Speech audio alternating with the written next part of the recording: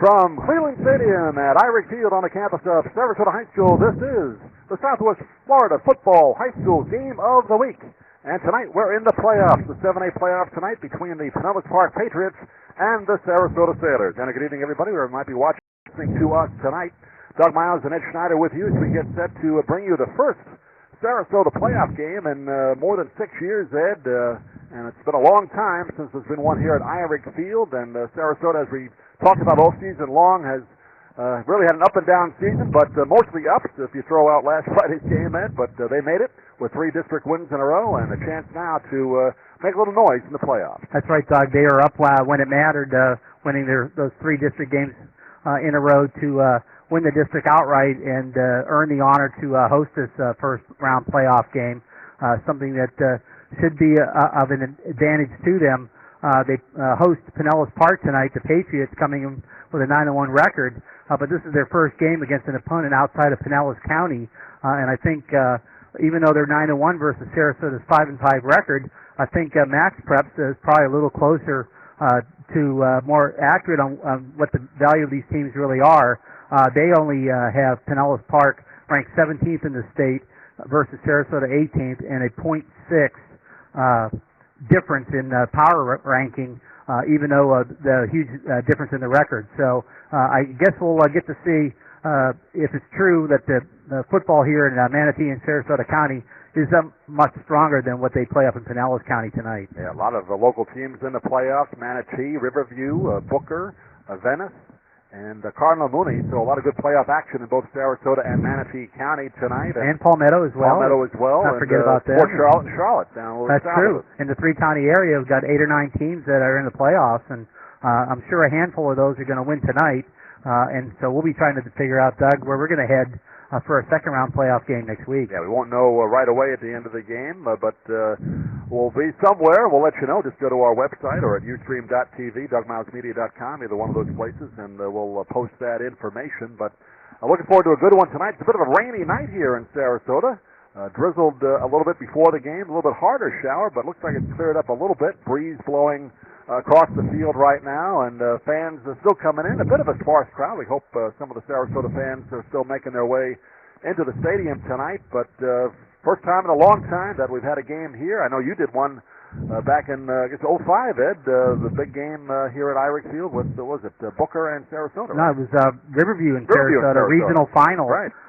With the winner going on to the Final Four in the state of Florida at that time, and this place was rocking, probably 10,000 people in this field, Irick Field here. A lot of stands, and I think it was 3 or 4 deep all the way around the field. That was quite an event. And I guess what we're going to find out tonight, Doug, is whether the game is won on paper or on the field. If you look at it on paper, it looks like Pinellas Park should be a huge favorite, and the Sarasota Herald Tribune picked Pinellas Park to win by a 48-24 score. They totaled in 10 games this season 4,014 yards and only 394 carries. That's a 10.19 yard per carry average and 401.40 yards per game on the ground. They only had to throw it 60 times in 10 games, or 6 times a game. They totaled 722 yards through the air as well. Total offensively, 473.60 yards per game for the Pinellas Park Patriots. For Sarasota, they averaged 132.5 yards per game on the ground and 162 yards per game through the air, 294.5 total average for the Sarasota Sailors, and that's about what they did in that 5-game stretch where they ended up winning enough to get in here to this playoff matchup. So it's going to be interesting to see if the Sailors, who had such difficulty stopping the Riverview rushing attack last week, can find a way to slow down this Pinellas Park Patriot running game. Right, for this broadcast of this region quarterfinal game in the 2013 FHSAA Class 7A Football Championship have been granted to DougMilesMedia.com by the Florida High School Athletic Association and is intended solely for the enjoyment of our listening audience. And every broadcast, retransmission, or other use of this broadcast without the express written consent of the Florida High School Athletic Association is prohibited, and Ed will come over your house and knock on your door and demand some money. So don't do it. Don't do it. And I think another thing to note about Pinellas Park tonight, they have 2,000-yard rushers. That's not that commonplace in the high school game. Dante Maxson leads the team with 1,081 yards and 15 touchdowns and only 89 carries. Pierre Johnson, 1,057 yards and 10 touchdowns and only 95 carries. And then they also have two other runners over 500 yards. Kel L. Williams, 650 yards on the ground, and O.C. Calhoun, 514. So the 47 touchdowns scored by Pinellas Park on the ground this season. It's quite an offensive juggernaut, and let's see if the Sailors are able to slow them down tonight. And we're just about set to go here. Sarasota will kick off to the Patriots to start tonight's ball game. And we're getting set for some good football action here. Playoff football, and here's the opening kickoff. Short kickoff to the near side of the field. It's going to be fielded at the 21-yard line and taken up to about the 27-yard line by Alonzo McCrae, and that's where the Patriots will start first and 10. Patriots dressed in the all-white uniforms tonight, blue numbers with the red trim, helmets very similar to the New England Patriots logo, and they'll be moving from right to left to start this ball game tonight. And Doug, it's your classic battle of black versus white, good guy versus bad guy, although the good guys tonight are dressed in the usual all black of the Sarasota Sailors. At the 28-yard line,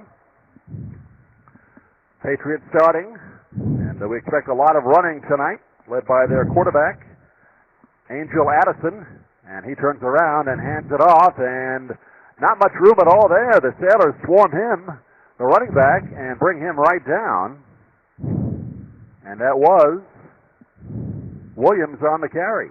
And that's what you want to see. There was 4 or 5 Sarasota Sailors in on that tackle, something we didn't see much of last week against Riverview. They need to run to the ball as a unit and make sure that none of these runners can break out for big, long runs. No gain on the play. Second down and 10 from the 28-yard line. Lining up with the 2 wideouts to the near side, none to the far side. Here's a pitch in the backfield to Maxson. He finds a hole, gets up across the 40-yard line, still on his feet to the 45. Near midfield, finally brought down around the 50-yard line, and Maxson with some blocking in front of him, kind of bringing along the pile with him, and a first down for the Patriots. It looked like nobody wanted to tackle him. He just kept dragging would-be tacklers along with him, got the ball into Sarasota territory. That's about a 19-yard pickup on second down. That moves the chains for the first time tonight for the Pinellas Park Patriots. Just inside the Sailor half of the field, let's call it the 49 of Sarasota, just underway, 1 minute 5 seconds in. Very bunched formation now for the Patriots. As we saw them last year in the playoffs against Venice up in Pinellas Park, and ran the wing T quite a bit. Here's Maxson again on the pitch, goes outside to the far side of the field. This time he cannot cut upfield.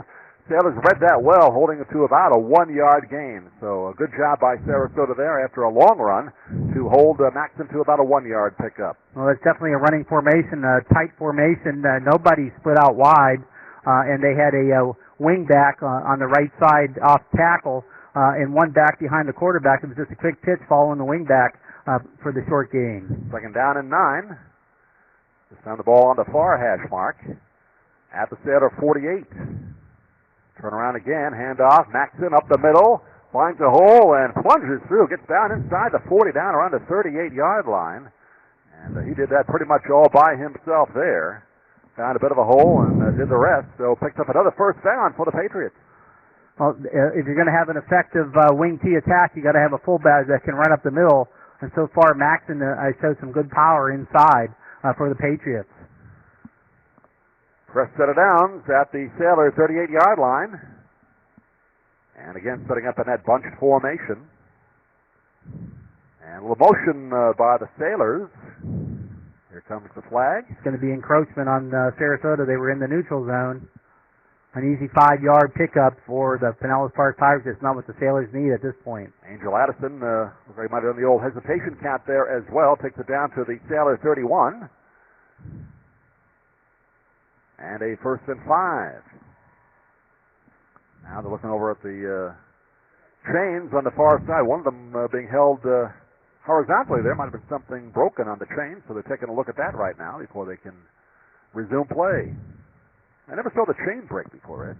I haven't either. Looking at it like it's broken on the bottom of the tip of the the chain there. I've seen them get kinked up a little bit. I don't know what that thing's called. The one unit. What is that called? The stick. The stick, I guess.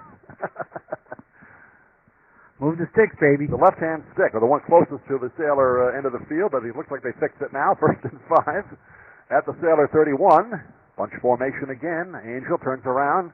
Maxson up the middle again. Big hole inside the 20 to the 15 to the 10. He's going to plunge all the way into the end zone. Touchdown. That was actually Kellel Williams.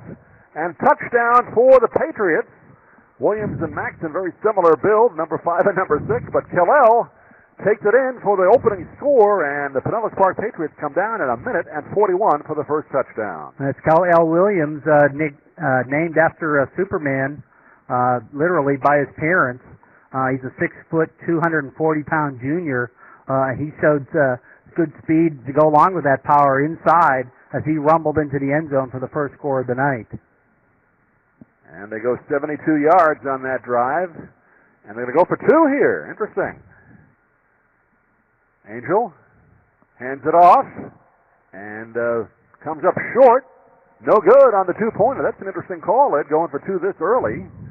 They handed it off to Maxson, and the Sailors stop them. So with 9:19 remaining here in the first quarter, it's Pinellas Park 6, and Sarasota yet to get the football. They have nothing. I think that's a little bit of confidence being shown by the Pinellas Park coaching staff that they haven't been able to stop us on that inside run. We should be able to get 3 yards, no problem, but it looked like they fumbled on that one, and the Sailors recovered, kept them out of the end zone. So the 2-point conversion try fails, and that leaves the score at 6-0 here with 9:19 still remaining in the first quarter. It looks like a similar start, unfortunately, for the Sailors as they did last week against Riverview, although it took all of 5 running plays for Pinellas Park to get it into the end zone. That's not what the Sailors needed to do in that first drive. Let's see if they can do better themselves offensively, try to control the clock a little bit, keep the ball out of the hands of Pinellas Park, and put a long drive together here and get the equalizer in the first quarter. 72-yard drive, 2 minutes and 41 seconds. Pinellas comes right down the field, all on running plays. Kellel Williams and Dante Maxson pretty much up the middle the whole way. Now here's the kickoff.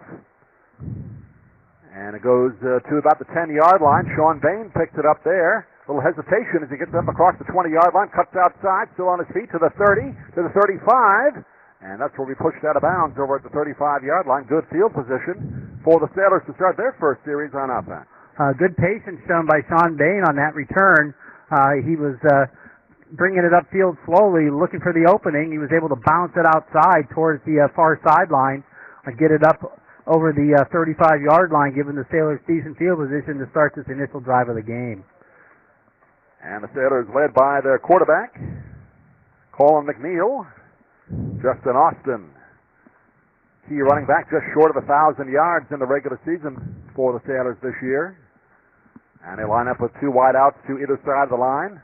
McNeil in the gun, Austin standing to his right. And some motion on the defensive side of the ball for Pinellas Park. Looked like Jordan Scott moved across the line. That gives the Sailors an easy 5 yards. 1st and 5 now, up at the 41-yard line. Certainly not how you want to start for Pinellas Park. That was all too easy 5 yards for the Sailors. Let's see if they can take advantage of the 1st and 5. McNeil in the gun, takes the snap, back to pass. Throws deep down the near side. Bain was held from behind. Nothing caught, and it's picked off by the Patriots. And it's going to be returned to the 50-yard line. That's Pierre Johnson, still on his feet inside the 40-yard line of Sarasota. Dodges one tackler, gets down inside the 30. Finally brought down at the 28. There is a flag, though, at the 50-yard line. It did look to me like Sean Bain was being held on that route, but I don't think that's the call. I think that it was on the return, the call from where it came down. It looked like a block in the back on the return. But you're right, Doug. Sean Bain definitely, his progress was being impeded in getting to the ball, and that's why it's so clearly oversailed, Sean, and ended up in Pierre Johnson's hands. But the referee didn't call it, and that's what matters. So Pinellas Park's going to take over on Sarasota's first play. They came up with a big interception, and a lot of the nice return by Pierre Johnson has been negated here by the penalty, but it still is a turnover and a first down for the Patriots. And the Patriots, they'll mark it back, spotted the foul, so it'll be at their own 40-yard line, but they do keep the ball. 8:48 remaining in this opening quarter. Well, apparently that 2-point conversion was good, Ed. I thought he was not good on that. I thought it was waved I off. thought they waved it off. There's 8 on the scoreboard here. We'll check that for you. Here's a handoff again going to the outside. And that is Dante Maxson picking up nearly 10 yards on that first down carry. See if they get enough of the first down. Looks like they're moving it. Nope. Got about 7 yards. And just shy of the 50-yard line. But it did look like to us that 2-point was not good. I never saw anybody put their arms up to show that it was good. So you're right, Doug. We'll have to check on that. Second down and 3 at the Pinellas Park 46-yard line. Angel Addison now up behind center. 2 backs in the backfield. Addison's going to pass, though. Rare pass for the Patriots. Throws over the middle. It is incomplete. Trying to hit Jaleel Craps over the middle. He was well covered, though. And will bring up a third down. And it sort of reminds me of the offense we ran when I was in high school, Doug, with one wide receiver. And that was Craps all alone out on the pattern. Tried to do a post pattern of sorts. Went down about 15 yards and then cut it towards the middle of the field. The pass was behind him, incomplete, setting up a third down for the Patriots. Patriots shooting craps, you could say. It's a 3rd and 3. I knew I had to get a bad pun in there, Eddie. All right, handoff up the middle again, this time to Calhoun. Oski Calhoun, he takes it down to the 40-yard line of the Sailors. A first down and a whole lot more. And these Patriots just throw one running back after another at you. Well, as I said, they had 4 running backs over 500 yards on the season. So they're going to keep shuffling in and out, keep them fresh. And it's sort of the Pony Express, Doug, it looks like, coming at the Sarasota Sailors tonight. Yeah, the turnover is hurting the Sailors now. Defense right back out there trying to stop the strong running attack. 1st and 10 at the Sailor 40 for the Patriots. They're already up 8-0. And 8:11 left here in this opening quarter in the 7A quarterfinal playoff game. Here's a pass to the near side, nearly brought in by Craps with the fingertips, but just fell incomplete. Had about a half a step on his defender, Freeman, but it will be an incomplete pass. And Craps has only had 2 receptions on the season for 47 yards and a touchdown, but Pinellas Park is smart enough to know they got to be working on some passing offense as well, as if they are able to win this game, it gets tougher at each level in the playoffs. We saw them last year in the Venice playoff game. They threw it maybe 5 times the entire ball game. He's already thrown it twice tonight. There's a bunch formation right now, and now jumping offside. One of the Sailor linemen coming across.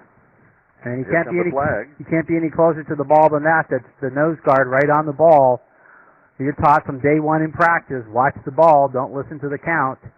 And that's the second time already the Sailors have been drawn offside. Makes it a second down and 5 now at the Sailor 35-yard line for the Patriots. And the one-back set, very tight formation. No wide receivers out. Again, motion, this time on the near side of the line.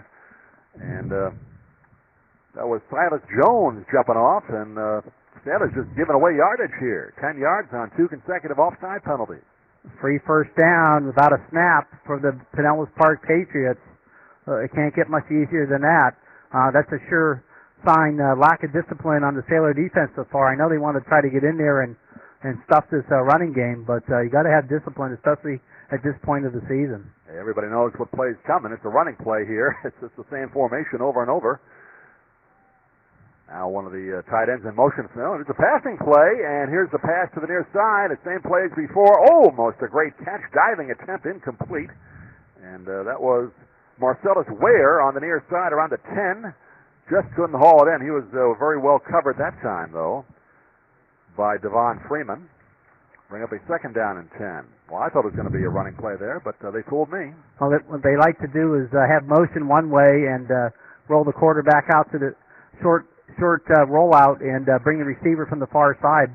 They've done that 3 times so far. They're all been incomplete. And Addison behind center.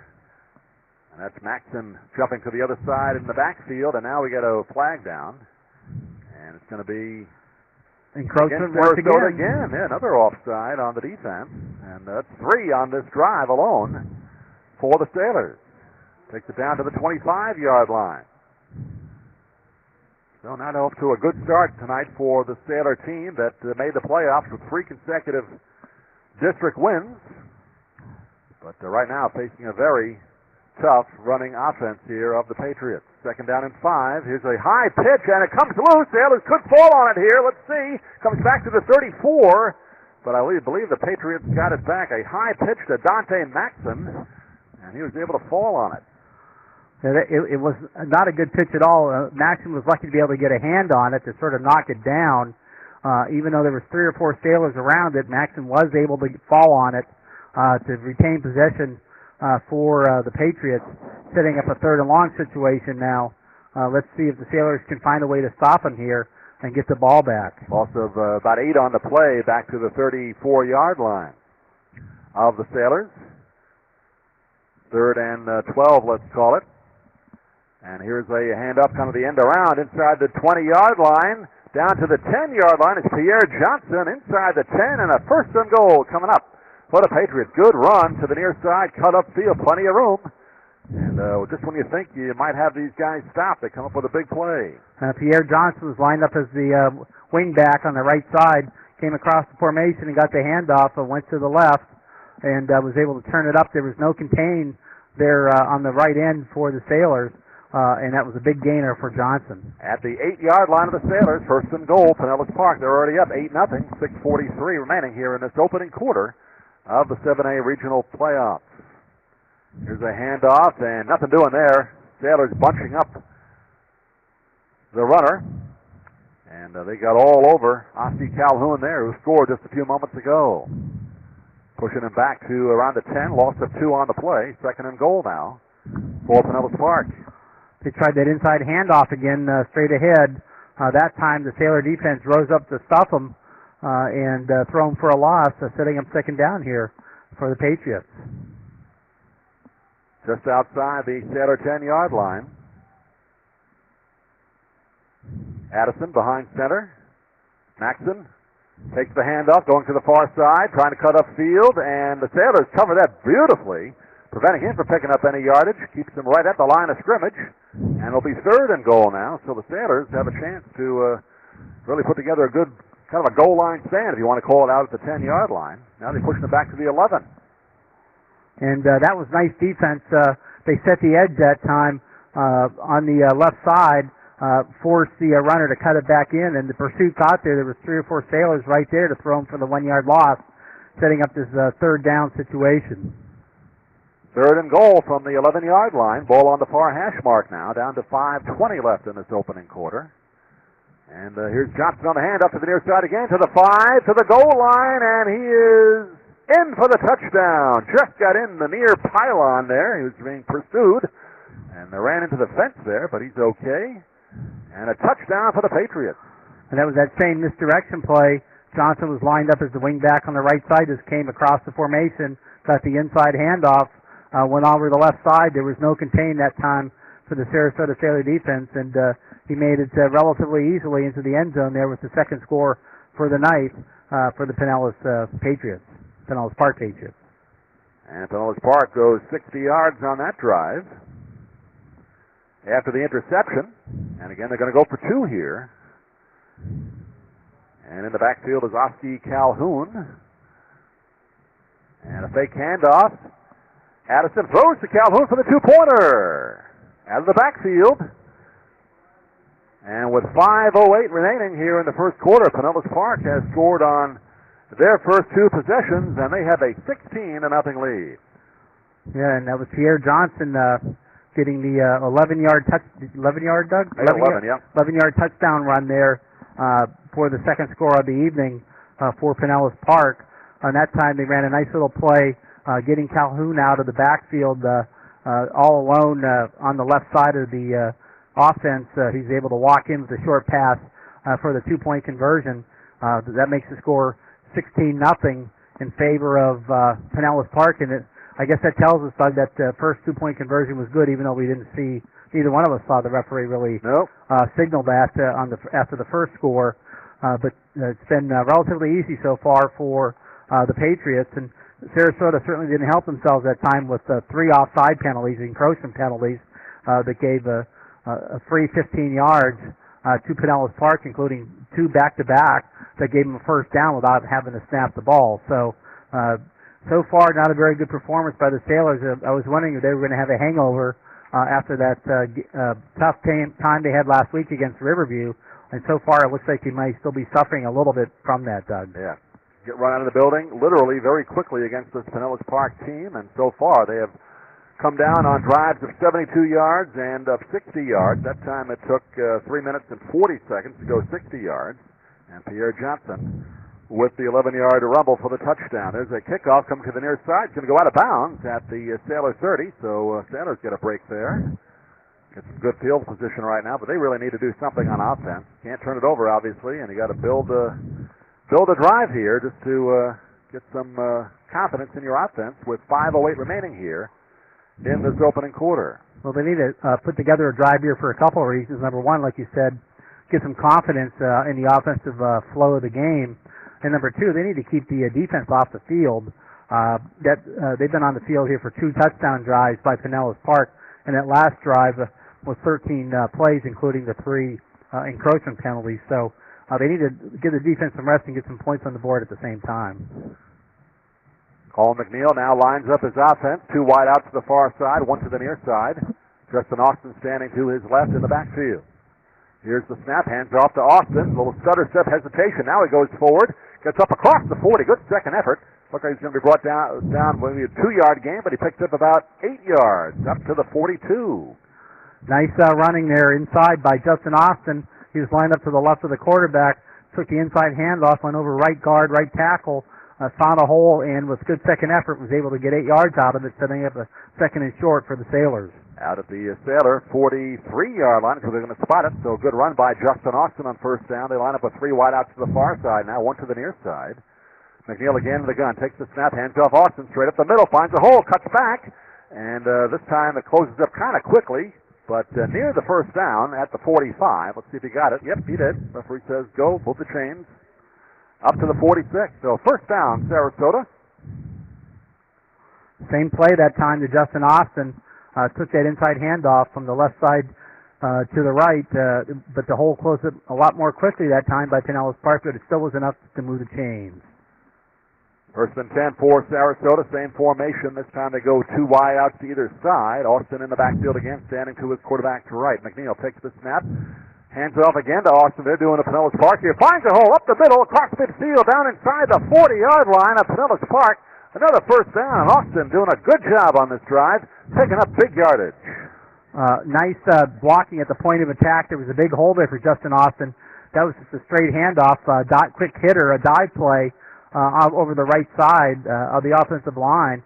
And once he got into the linebacker level, he was able to cut it up and get some nice yardage, getting the ball inside Pinellas Park territory. Down to the 38-yard line of Pinellas Park.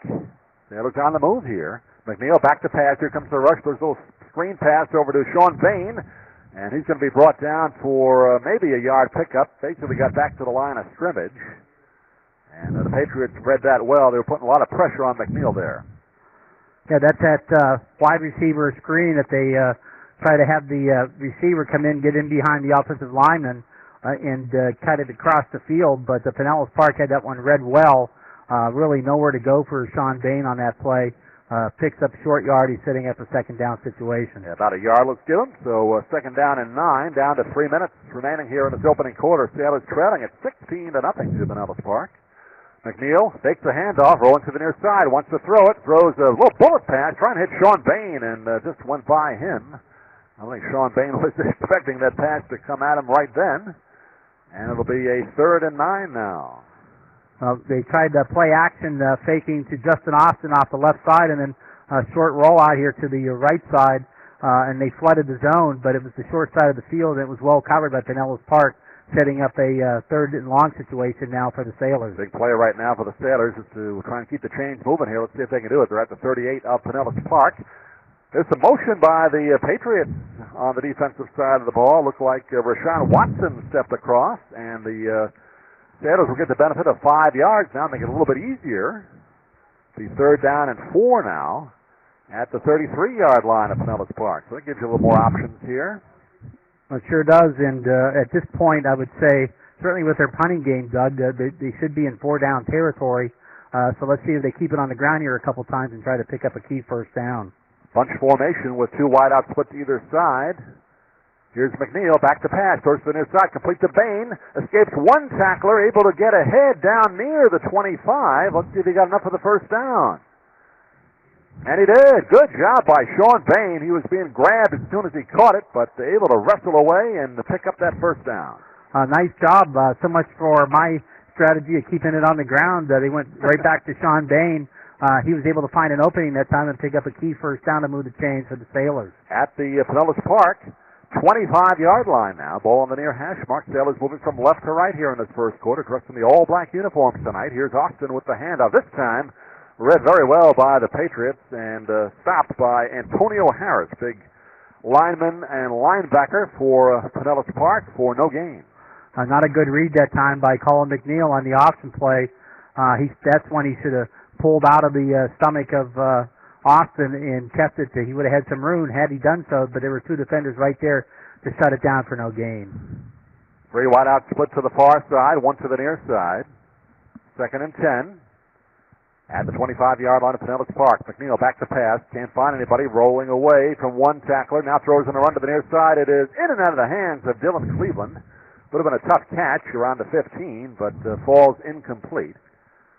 And will bring up a 3rd and 10. McNeil got some early pressure that time from his left. He was able to roll back to the right and avoid the trouble and look for his receivers downfield. They got a little bunch together there, Doug, and that pulled multiple defenders in there as well, so there really wasn't a good line to get the ball to anybody. Ends up going out of bounds incomplete, setting up. Well, there was apparently a flag thrown after the play, and it's against Pinellas Park. Face mask, I think, was the indication there. I didn't see the flag. We didn't see the flag, but we saw the late signal by the official. So that's a huge break for the Sailors after that incompletion. That sets them down with the first down deep into Pinellas Park territory. At the 15-yard line of Pinellas Park, 1st and 10. So the Sailors get a fresh set of downs here, trying to get back in this ball game. Here's McNeil. Throws over the middle. It is juggled and, nearly picked off. That ball was deflected. And that was a dangerous pass, throwing it over the middle there. As any time a pass is deflected, nearly picked off. But Sailors get another down here. Yeah, they're lucky that one didn't get picked off, Doug. But setting up second down situation here. They're in a nice position. They need to get some positive yardage on this play here to give them an opportunity to have a 3rd and short situation. Double wides to either side again on the 2nd and 10 play from the Pinellas Park 15. Justin Austin in the backfield. McNeil awaiting the snap. Takes it. And he is going to keep it on the option play to the 5. Going to the far corner of the end zone. He gets in for the score. Colin McNeil from 15 yards out puts the Sailors on the scoreboard. There you go. That's the way to run the option play. That time he pulled the ball out from the back going straight up and was able to get off to the left side. No one was there to threaten him, so he just turned it up into a huge hole, was able to use his quickness to turn it up into the end zone for a 15-yard touchdown run, Doug. Beautiful option run. Looks like they're bringing it back. Well, these flags are coming out way late. Blocked below the knees against Sarasota, so negate that, and now it's going to be all the way back at the 20-yard line, spot of the foul, so it must have happened around the 5-yard line. It must have. That would have been a block that wasn't needed as McNeil was in there untouched, no one around him on that touchdown run, so that's a big penalty. Let's see if the Sailors can recover and still get the touchdown. 2nd and 15, back at the 20-yard line. McNeil going to throw and trying to hit his receiver on the near side. A little quick pass there, but it goes incomplete. Trying to hit Austin over there. And there's a flag on the field once again. It looks like an illegal man downfield on the Sailors, so that's going to back them up some more. That's the call, illegal receiver downfield, and things kind of falling apart here.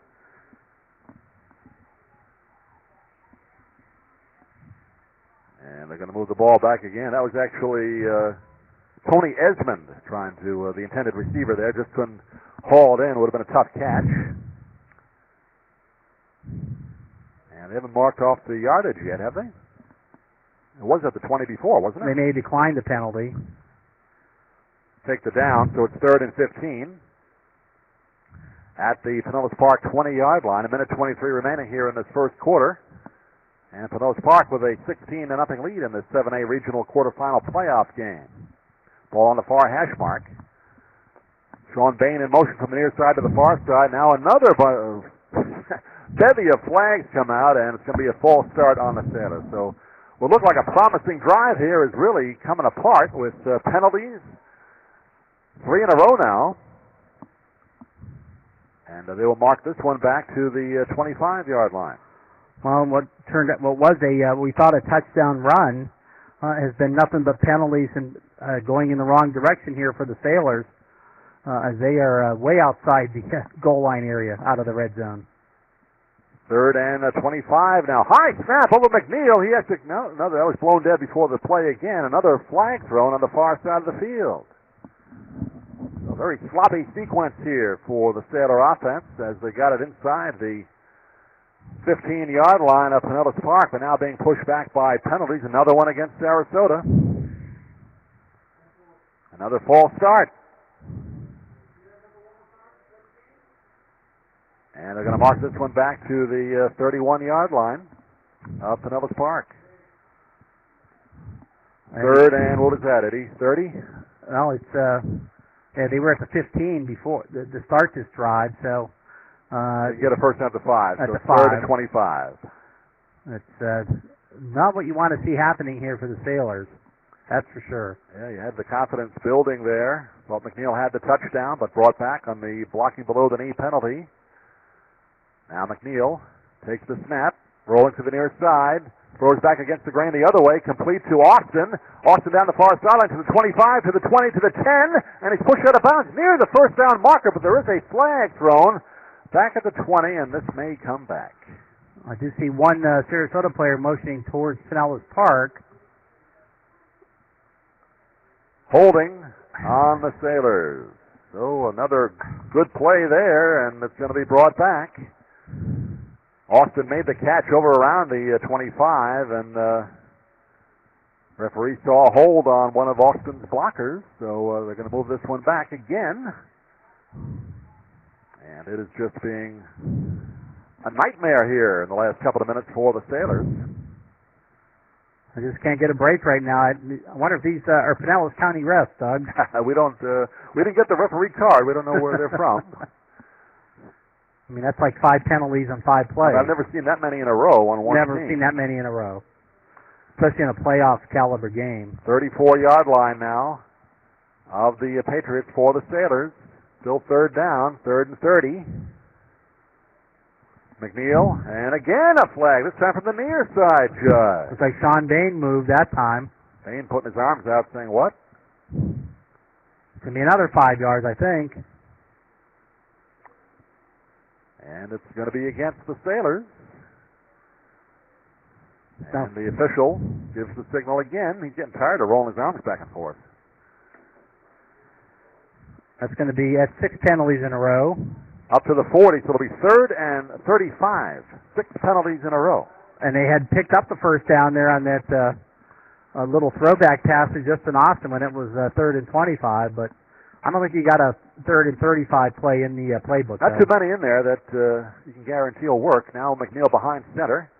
Takes the handoff, and he's going to try and get rid of it. He throws it over to the far side. Oh, nearly making the catch was Austin. I thought he was just going to try and throw it away. Austin was over there, and I think the ball might have been knocked away at the last minute by the defender.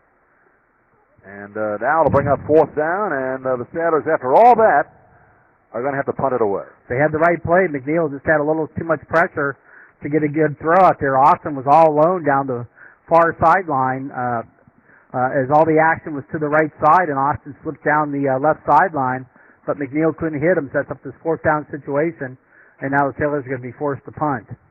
And Kelly will punt it from his side of the 50-yard line at the 45. Low snap. Good job to pick it up. Gets a good kick away. Fair catch called for, and it will be caught at around the 10-yard line for Pinellas Park. But on our score sheet, you might as well just write down 6 penalties in a row. That tells you the story of that drive. Yeah, that's really the key statistic on that one. And I don't recall Tom Kelly punting before tonight. Probably after last week's performance, they were trying out punters in practice this week, and Kelly, who's come on to do some nice kicking, got away a nice punt on that play as well. So the Patriots start after a very long time off the field. The offense back out there now at their own 10-yard line. Just 48 seconds left in this first quarter. They're up 16-0 over the Sailors in the 7A regional quarterfinal playoff game. Here's a handoff, and that is Khalil Williams trying to go up the middle. Not much room at all. Good job by the Sailors to stuff him there. No gain on the play. Good defense that time by the Sailors. The defense did get an opportunity to rest here. The Sailors may have only ended up with 24 net yards on that series, but at least they ate up some clock and gave some rest to the defense. Let's see if they can make a stand here and try to get the ball back with some field position as we near the end of the first quarter. They're going to run one more play in this first quarter, down to 10 seconds. Addison surveying the defense behind center with 8 seconds, gets the snap away. Here's Johnson on the carry, going off the right side of the line. He can't find any room to move forward. Good job again by the Sailor defense pursuing him. And that'll be the end of quarter number one, and the eventful one, particularly for Pinellas Park. They scored twice, and they lead at 16-0 after one. And unfortunately for the Sailors, they were their own worst enemy, especially on that last drive, Doug. As we mentioned, 6 penalties in a row after Colin McNeil had scored a 15-yard touchdown on a beautiful option run. The quarterback keeping it and finding the opening to get into the end zone. And that started the avalanche of laundry out on the field, Doug, as the referees decided it's time to make sure that they keep their flag-throwing technique in shape. 6 flags in a row. Never seen that before, I don't believe, at any level. 6 in a row. Several were of the 10 and 15-yard variety. So the Sailors, if you look at the fact they had 6 penalties in a row there, and on the last touchdown drive that Pinellas Park had, they had 3 encroachment penalties there. The Sailors are probably in double digits by now on the penalty side. You're not going to beat anybody, let alone a playoff caliber team, if you're going to do those kinds of things. And I'm sure Coach Ed Bowles is disappointed in the Sailors' performance in that opening quarter of this playoff game. Sportsmanship is having pride in your school, your team, and yourself. Sportsmanship is respect for the game and those who play it. The Florida High School Athletic Association reminds you to take on the responsibility of good sportsmanship. Play strong, play hard, and play fair. This message provided by DougMilesMedia.com, that's Ed and me, and the FHSAA. So that's what we always like about these games. Teams shake hands at the end of it, and we want to remind everybody sportsmanship is the whole point of playing high school football. Teams have changed ends right now. Addison back to pass, throws over the middle, incomplete, trying to hit Johnson, and now Johnson is going to get the benefit of a pass interference penalty on the Sailors, but didn't look like Bain got that same call earlier. Well, I don't think it was interference. It certainly wasn't a catchable ball, but it might be defensive holding, which if that's the case, that's not enough to give him a first down. In Sarasota. It is holding. Holding the call.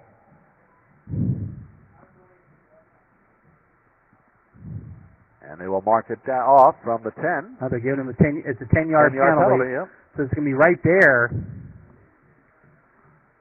And they're giving him the first down on it. So 7 penalties in a row on the Sailors, 6 on the last offensive series, and now 1 on defense. And it's the 1st and 10 at the 20-yard line. And there they had stuffed them 2 times in a row for no gain and ended up committing a penalty on 3rd down and giving them the first. And now they're telling the yardage train guys to make it a first down over there. 1st and 10 at the Patriot 20-yard line. Patriots again moving from left to right here in the second quarter. Addison back to pass, and he is hit hard as the ball comes loose. They're saying that is an incomplete forward pass, but getting in there quickly for Sarasota. A couple of defenders there. Big lineman coming in. The good news is, Doug, the Sailors were able to avoid the roughing the quarterback penalty on that big hit. That's right.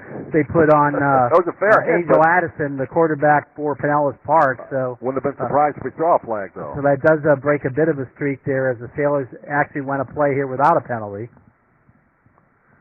2nd and 10. Just underway here in the second quarter of play. Doug Miles, Ed Schneider with you. Glad to be with you.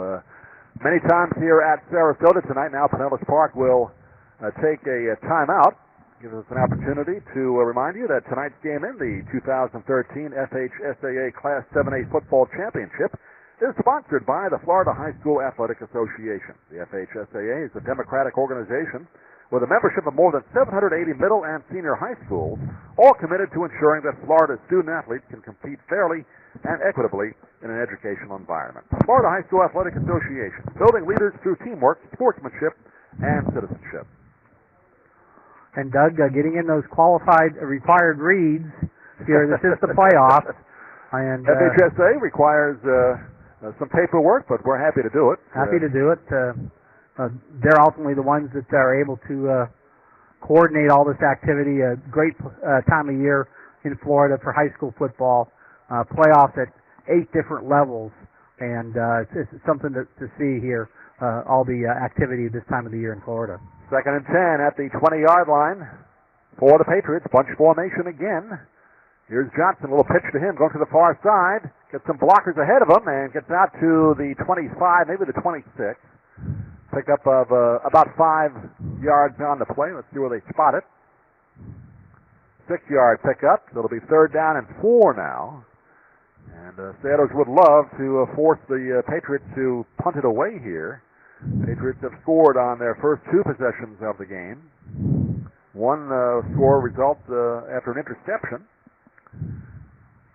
And Khalil Williams, a 31-yard run. Pierre Johnson, an 11-yard touchdown run. That's where we stand right now. 2 two-point conversions as well.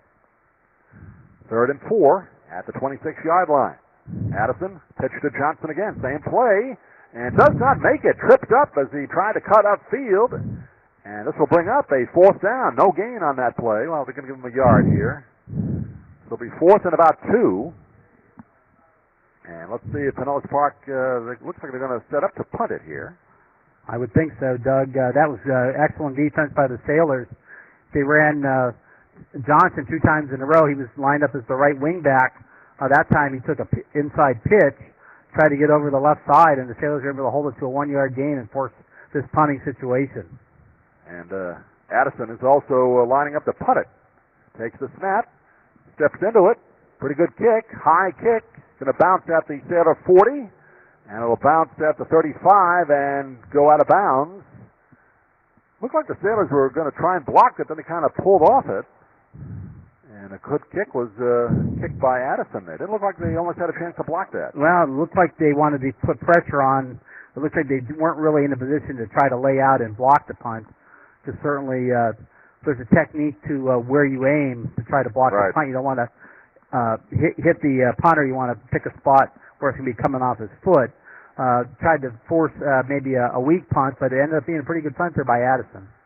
1st and 10, Sarasota at the 135-yard line. Let's see if they can get it back on track here after that last drive that really fell apart. Here's Austin on the handoff, squeezes through the middle, and gets up to about the 39. Looks like he was going to break one there, but picks up about 4 yards still after the tackle made by Antonio Harris. 4-yard gain for Justin Austin under the 10-minute mark now, remaining in this first half. Out to the 39. Quick huddle for the Sailors. 3 wide out to the far side, 1 to the near side. McNeil takes the snap. Hands off. Nope, going to keep it on the option, pulls it back in. McNeil to the 50 and goes out of bounds at the 45 of the Patriots. Good fake there by McNeil. Nice job on the option. He pulled it out and had all kinds of running room. I think he tucked it out of bounds a little bit, Doug, before he could have. He could have got another 4 or 5 yards in there and still avoided the hit, I think. But in any event, it was a nice play. I think the Sailors have found something of an opening there. That option to the left side, that's what scored the touchdown, and that was about another 15-yard gain. Down to the Pinellas Park 44-yard line, 1st and 10 Sailors. Moving from right to left here in this second quarter. McNeil takes the snap, throws it over the middle, incomplete, trying to hit Isaiah Breakstone there. I'm not sure Breakstone was expecting the pass. Went over his head a little bit, although he could have probably made the catch, but incomplete. Oh, yeah, they just tried the quick slant to the tight end, Breakstone, and Like you said, Doug, I don't think he was expecting it. If he was, maybe the ball was thrown before it should have. In any event, it falls incomplete, setting up second down. Two wide outs again, split to either side of the line. McNeil now rolling to the far side, throws on the run, has a man there. That's Sean Bain, incomplete. But a penalty flag was thrown anyway. It's going to be a false start against the Sailors again. And they are becoming all too familiar with that side of the referee, twirling the arm. 8 penalties in the last about 3-4 minutes of play. Going back to the end of the first quarter. You know, that's you can't do that and have any chance to win the game. Sean Bain was wide open that play.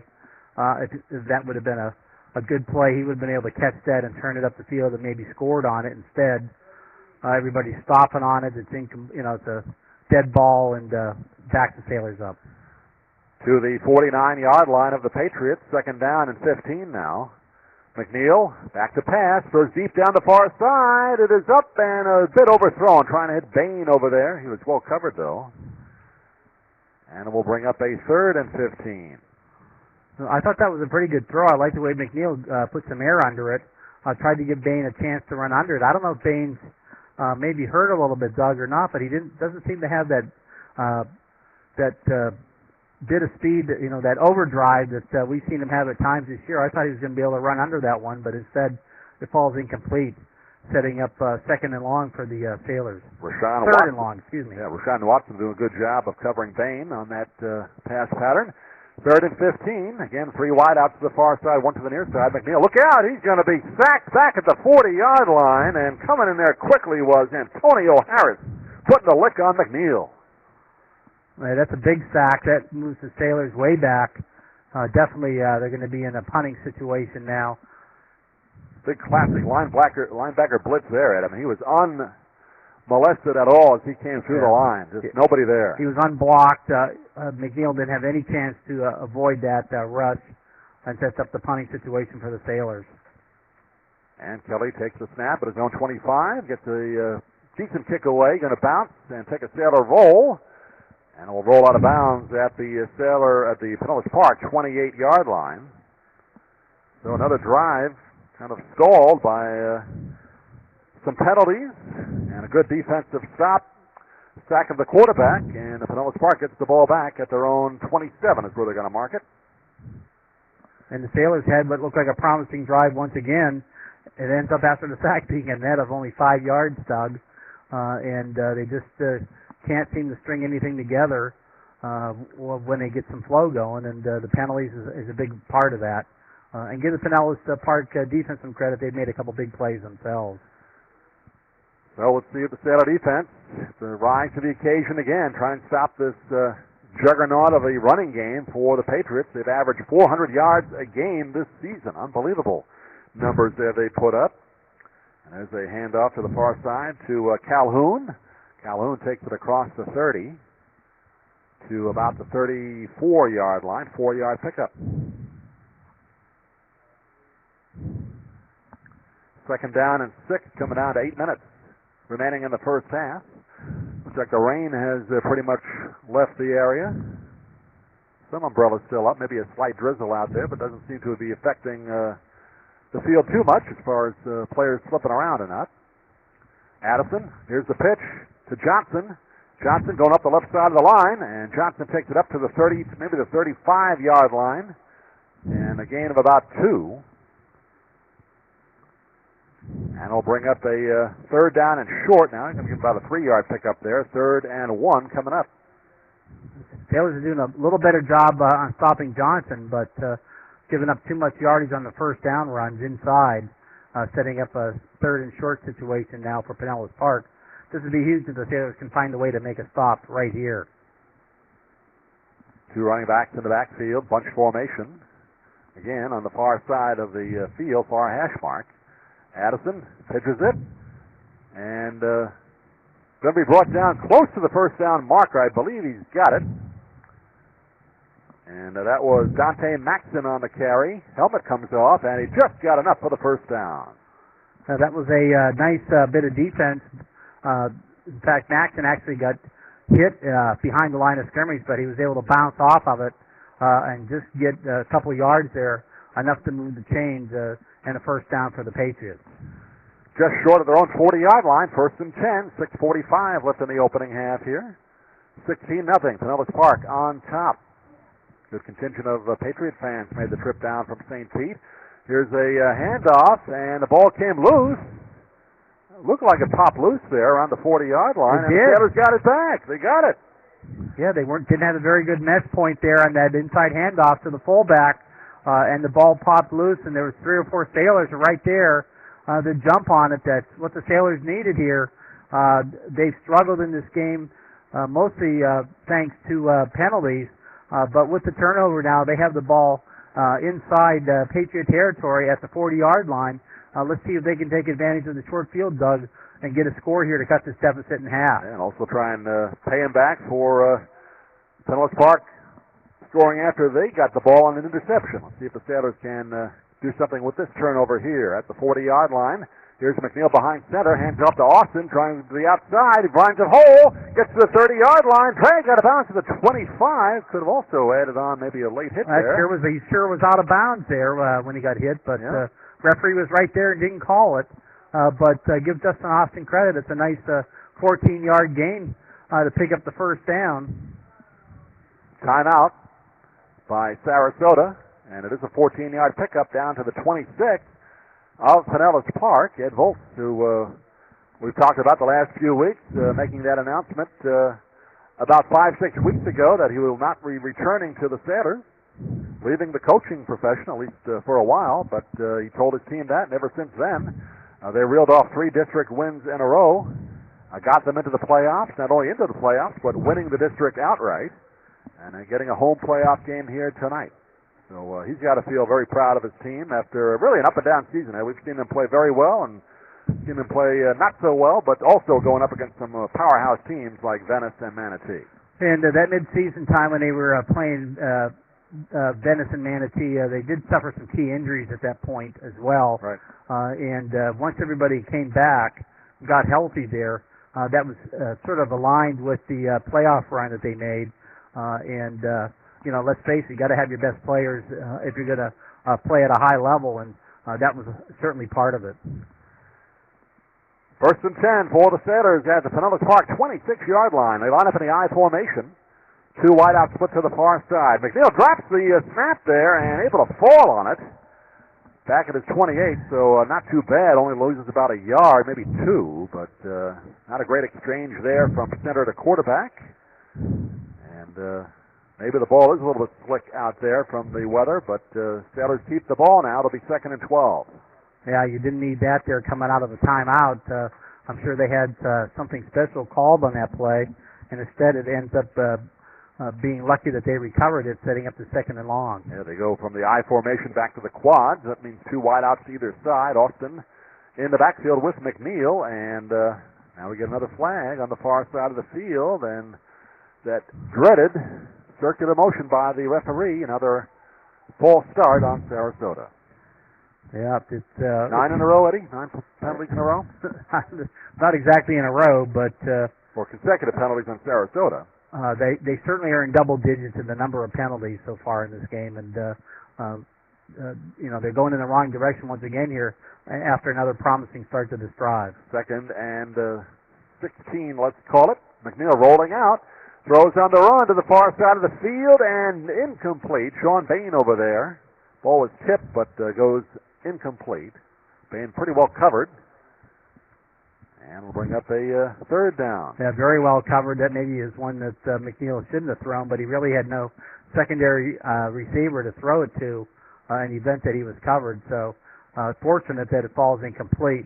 As it was deflected, and the second defender had an opportunity to maybe come up with an interception.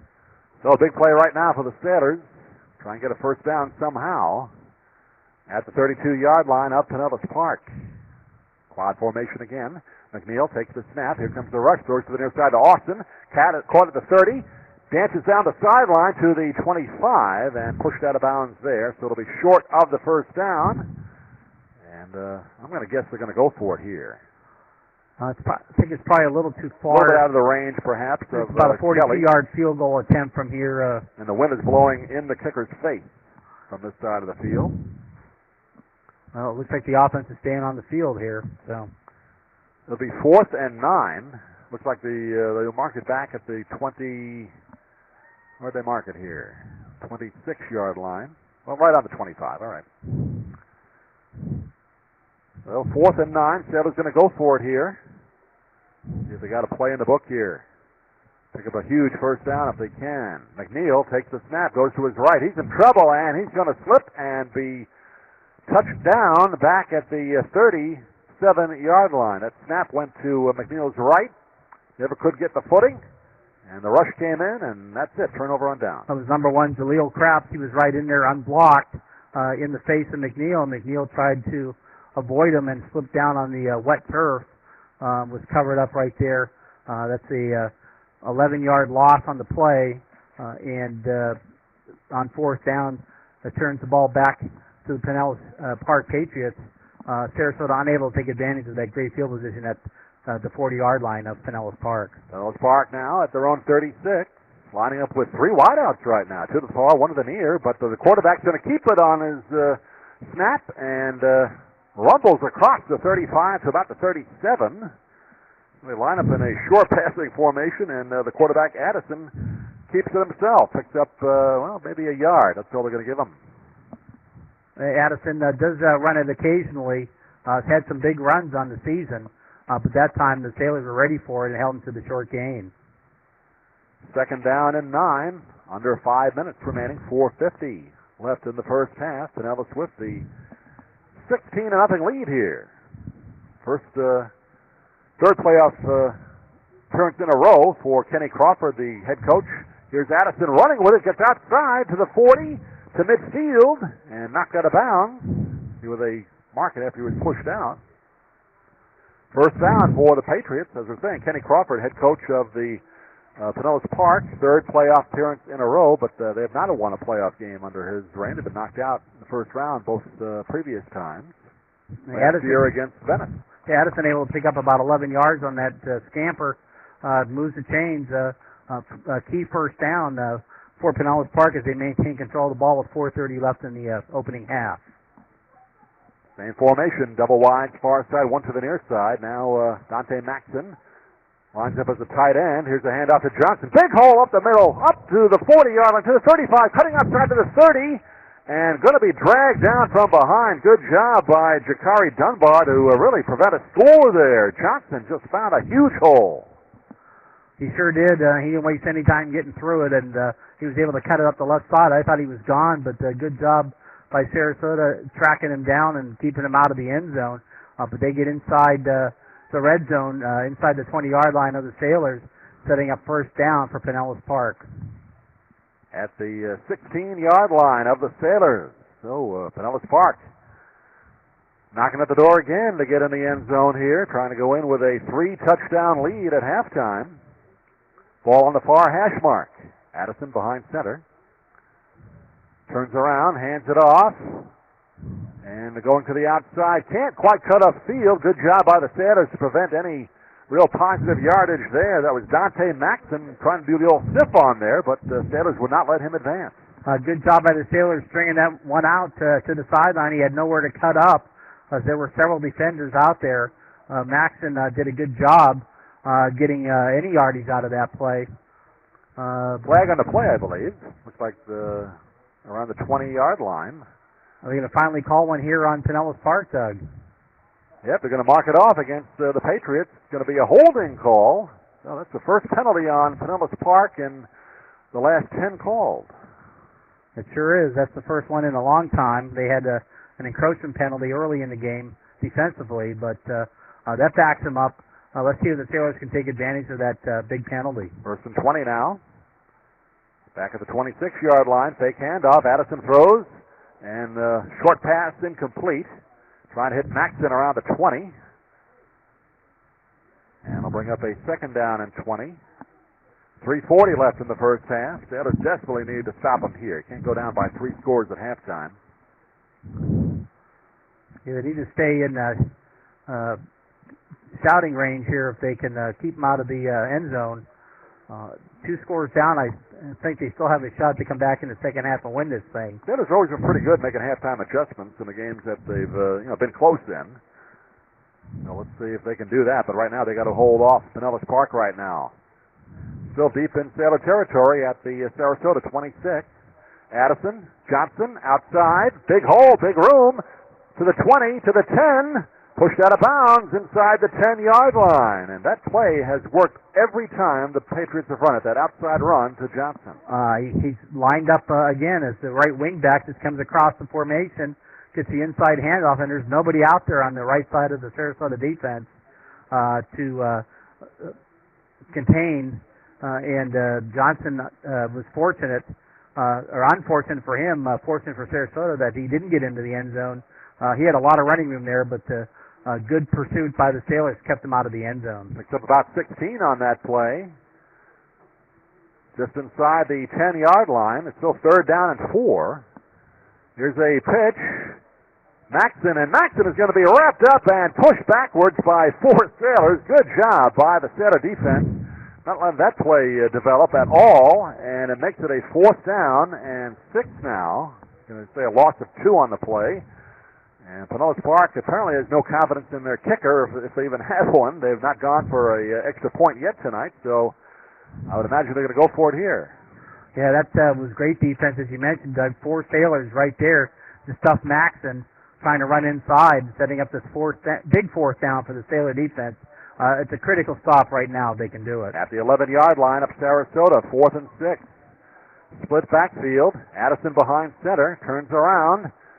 Fakes the handoff, rolling out, looks to throw, throws to about the 5-yard line to Johnson, and he gets in the end zone for the touchdown. Johnson open over the middle, and he gets in for the score. And Doug, that play was set up by the scramble ability of Angel Addison. There was nothing there early. He was able to keep the play alive by moving towards the right sideline, and when he did, he saw Johnson sitting there all alone at about the 8-yard line. Johnson was able to get it and turn it upfield and get into the end zone for the score. A big disappointment for the Sailor defense after they held so well there. And let's see here if they can at least keep Pinellas Park out of the end zone on this 2-point attempt. As they go for 2 again, Addison hands it off. And in for the 2-pointer, that's another running back we haven't seen yet, Alonzo McCray. So 3 consecutive 2-point conversions for the Patriots, and they lead at 24-0. And the Patriots know they have that play. That's the same play that Johnson's been running from the right wingback position across the formation around left end, and there's no defense out there, unfortunately, Doug, for the Sailors on their right defensive side, and that's where Riverview made a lot of big plays as well last week. For whatever reason, the Sailors aren't able to hold up that right edge. And Pinellas Park has that figured out, and they're taking big advantage of it. So 2:35 remaining here in the first half, and the Sailors down by 3 touchdowns. The Patriots go 64 yards on that drive in 2 minutes and 45 seconds. Capped off by Addison to Pierre Johnson, 11-yard touchdown pass. Second touchdown of the game for Johnson. He had 1 running, and now has 1 receiving. Kid Johnson is one of their key performers on offense of this season for Pinellas Park. He comes into the game with 1,057 rushing yards and 10 touchdowns, as well as their leading receiver with 13 receptions. And the kick goes into the end zone for the touchback. And the Sailors, with 2:35 left, will start at their own 20-yard line. So it has not been a fun experience so far for the Sailors or the Sailor fans here. First playoff game here at Irick Field in a very long time. First playoff appearance since 2007 for Sarasota. But right now, a long hill to climb. See if they can do something here in this last 2.5 minutes of the first half. And well, Doug, they may not like to kick extra points, but their kicker just booted it into the end zone. So yep, pretty good kick. Not a bad weapon to have. At their own 20-yard line, double wide to either side of the line. Austin in the backfield along with McNeil. McNeil takes the snap, throws, and incomplete. Trying to hit Bain again on the short pattern to the far side. Bain looked like he might have slipped a little bit.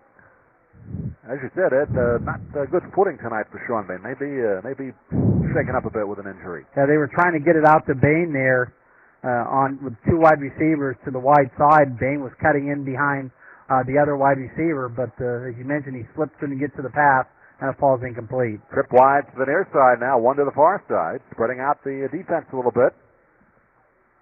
McNeil in the gun, takes the snap, looks to the near side, throws, and it is caught. Short pickup. Bain makes the catch at about the 25, takes it ahead for a couple of more yards. And it will be a third down and about one now. They go to the no huddle. McNeil drops back in the gun, same formation.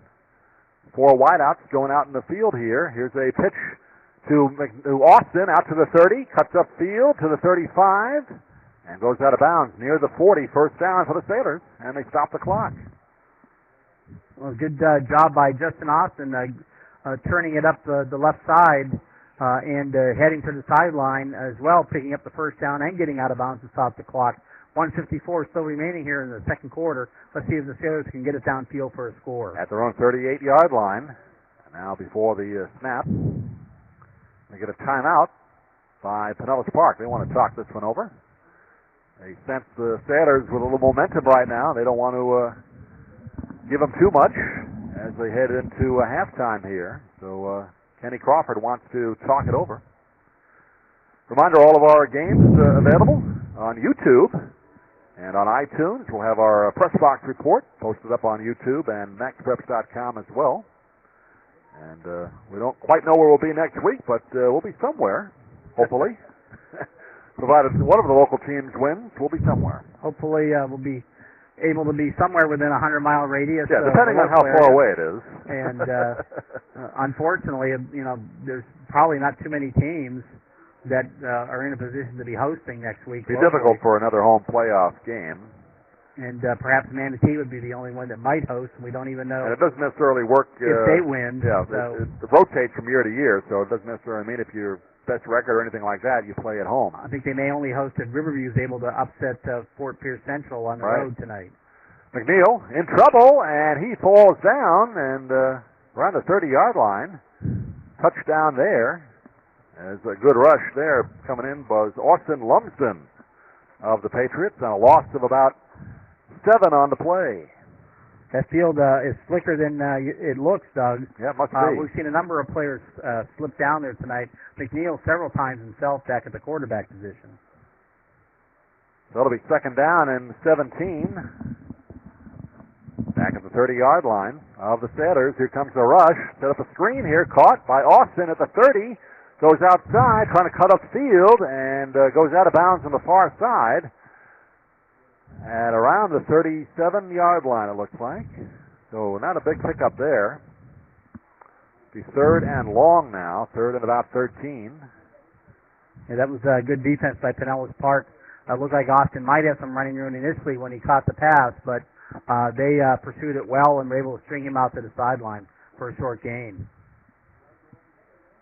Austin in the backfield with McNeil. McNeil takes the snap, looks to throw, pulls the ball back in. He's going to run with it now.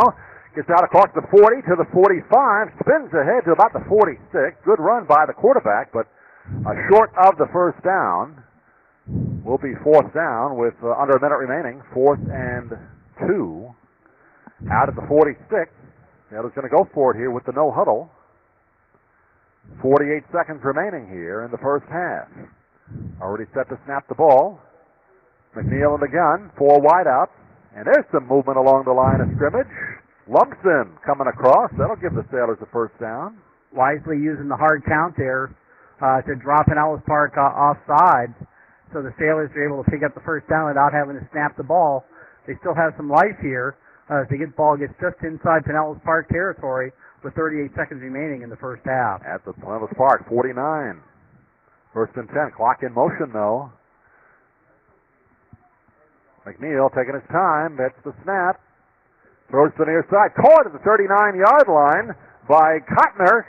Still on his feet to the 20, to the 15. Inside the 15 to about the 11-yard line. Dakota Cotner with the catch. And it's going to be a timeout there by the Sailors to get the ball all the way down to almost the 10-yard line. Excellent job there by Cotner. Hasn't had many receptions on the season, but that was a big one as he was wide open. And certainly they've been covering Sean Bain with one player all the time and another one making sure they double team him. So you're going to have to look somewhere else. Haven't really seen the ball get to Dylan Cleveland yet tonight, but Cotner with a huge play there to give the Sailors some hope here with 18 seconds left. At least maybe have a couple opportunities to throw the ball into the end zone and try to get a score here before the end of the second quarter. Yeah, Cotner, we've not seen him catch many balls this year at all for the Sailors. Really haven't been in the lineup that much as far as we've seen. In the stats, I have him down with 2 receptions for 5 yards in the season. That's why we haven't seen him much. He certainly improved that stat considerably. Big play right there, yeah. On that play as he picked up 30-some yards there on the running catch. At the 11-yard line, Sailors look like they have 2 timeouts left. See if they can do something here. McNeil takes the snap, rolling out to the far side. Looks to throw back across the grain toward the corner of the end zone. There's a catch! Touchdown, Sarasota! Isaiah Breakstone with the score! I like the pattern, Doug. It's a throwback play. McNeil rolls out to the right side. Breakstone lined up on the right side of the formation in the tight end position. Dragged across the field towards the left side in the end zone, right just across the goal line. And McNeil has enough arm strength to throw it back against the grain and get it there. He did have a defender close to him, but he's able to haul it in for a huge touchdown for the Sailors here with 11 seconds remaining in the first half. And Kelly with the extra point try. It is good. With 11 seconds left, the Sailors on the scoreboard. They go 80 yards, Ed, in 2 minutes and 24 seconds. Capped off by McNeil to Breakstone, 11-yard touchdown, and that'll give the Sailors a little bit of, these optimism going into halftime here. They trail at 24-7. Well, you always want to get some momentum going, and that certainly should help. And I believe the Sailors will be getting the kickoff to start the second half as well, so they can get a touchdown coming out in the third quarter. That could really tighten this game up and make it an interesting second half for us and the fans. So hope is still there for the Sailors and their fans, seeing their team in the playoffs for the first time in a long time, particularly a home playoff game as well. Got to go back to the Mike Ford days when you had the Sailors perennial playoff team. That's it. That's been a long time here in the regional playoff game. Saw Mike Ford. Well, the Sailors right now, just one thing they want to do is prevent a long return here. That's the only thing you got to have on your mind. Get into halftime. Think about getting the ball back in the third quarter to start it. Now a flag comes out, and they're calling an offside on Pinellas Park, lining up for the kick here. I don't know if I've seen that one. I've never seen that. Well, they're picking up they're going to move the ball up to the 45. Offside, that's what they're calling. I guess they said they weren't set. They said we're ready to kick and they weren't set. No, I've never seen that either. Well, if the like that. If the referee blows the whistle for the kick and they're less than 10 yards from the ball, that's an offside. It looked like they were over the 50. It was close. It was close, I guess. Sailors will take it. Make it a little harder now for Pinellas Park to have a run back. Short kick, going to bounce to 30, and it was almost recovered by one of the Sailors coming downfield. That would have been something if they recovered that. No time ran off the clock. Hard to figure that one out. It was touched inbounds by Castro Sarasota. nearly recovered that. Yeah, that was a good play. They went to where there was an open spot. There definitely was an opening there. And unfortunately, the ball took a sideways hop towards the sidelines, and Castro couldn't get on it before it went out of bounds. That would have been Sailor ball, and they would have had at least one play to perhaps score. But interesting development there. 29-yard line now for Pinellas Park. Just 11 seconds left here in the first half. Sailors just want to make sure, don't let anybody break outside, particularly Pierre Johnson, who's really had a field day on that run to the outside.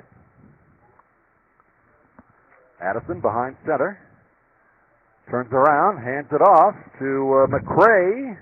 And McCray brought down right at the line of scrimmage, maybe a loss of a yard, and that should do it. The end of the first half. Well, pretty much all Pinellas Park except for the last drive by the Sailors. They lead it at halftime in this 7A regional quarterfinal, 24-7 over Sarasota. Nice comeback there by the Sailors, trying to make a game of it as Pinellas Park jumped out to the 24-0 lead, helped considerably by a huge number of penalties by the Sarasota Sailors. But give Sarasota credit. In a little over 2 minutes, they went to the 2-minute offense and were able to utilize their timeouts and using the sideline to get out of bounds to stop the clock to drive down the field. Thanks to the big pass play to Dakota Cotner to get it down to the 10-yard line. They had an opportunity to throw it into the end zone, and on their first attempt at that, they were able to complete the pass to Isaiah Breakstone, the 10-yarder for the touchdown, to at least get on the scoreboard here and gain some momentum here going into halftime. And let's see if that has any effect on the game in the second half when the Sarasota Sailors come out and receive the opening kickoff to start the third quarter. The FHSAA is now on Facebook and Twitter. Go to facebook.com/FHSAA and become a fan. On the site, you can keep up with teams and people who strive to make high school athletics in the state of Florida the best. That's facebook.com/FHSAA. Follow on Twitter at FHSAA for instant news along with information on issues that affect Florida high schools. Be a fan of it all. And Bright House Sports Network, the official television partner of the FHSAA, is your home for high school sports. For expanded coverage of high school athletics and highlights from your favorite high school teams, visit BHSN.com. Well, Sarasota Sailor Band will entertain the fans now at halftime. For those of you on our live Ustream broadcast, you can enjoy that. And we'll be back with the start of second half action in about 20 minutes.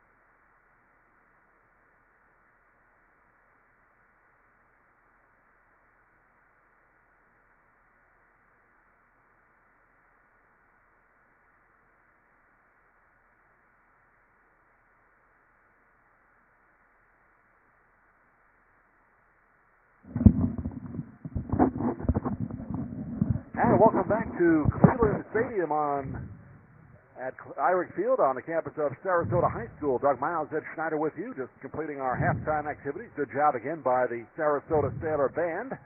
Right now it's the halftime score of Pinellas Park 24, Sarasota 7 in the 7A quarterfinal regional playoff game. And both teams coming out on the field right now. Pinellas Park doing their stretching before the second half. Sarasota still not out of the locker room, so a couple of minutes before the second half kickoff. Football fans, the best games are yet to be played. Make plans to attend the 2013 FHSAA Football Finals, hosted by the Central Florida Sports Commission, City of Orlando, and Edgewater High School. The intense action takes place at the Citrus Bowl in Orlando with championship games on December 6th and 7th, and also the following weekend on December 13th and 14th. Admission to each game is $12. Come out and watch the best in Florida high school football play. Visit the FHSA website at FHSAA.org for more information. And for the latest official news about Florida high school sports, including results of all rounds in the 2013 FHSAA Football Championships, visit FHSAA.org, the official website of the Florida High School Athletic Association. That's www.fhsaa.org. Catch live and on-demand postseason coverage of Florida high school sports at www.fhsaasports.com. Brought to you by Play On Sports, the official online partner of the FHSAA. Ed, busy adding up the halftime stats, and we'll get to those in just a second. And it's been all running tonight, primarily for the Pinellas Park Patriots. Not unexpected. They came in tonight with an average of 400 yards per game on the ground and 2 touchdowns that way so far and 1 through the air.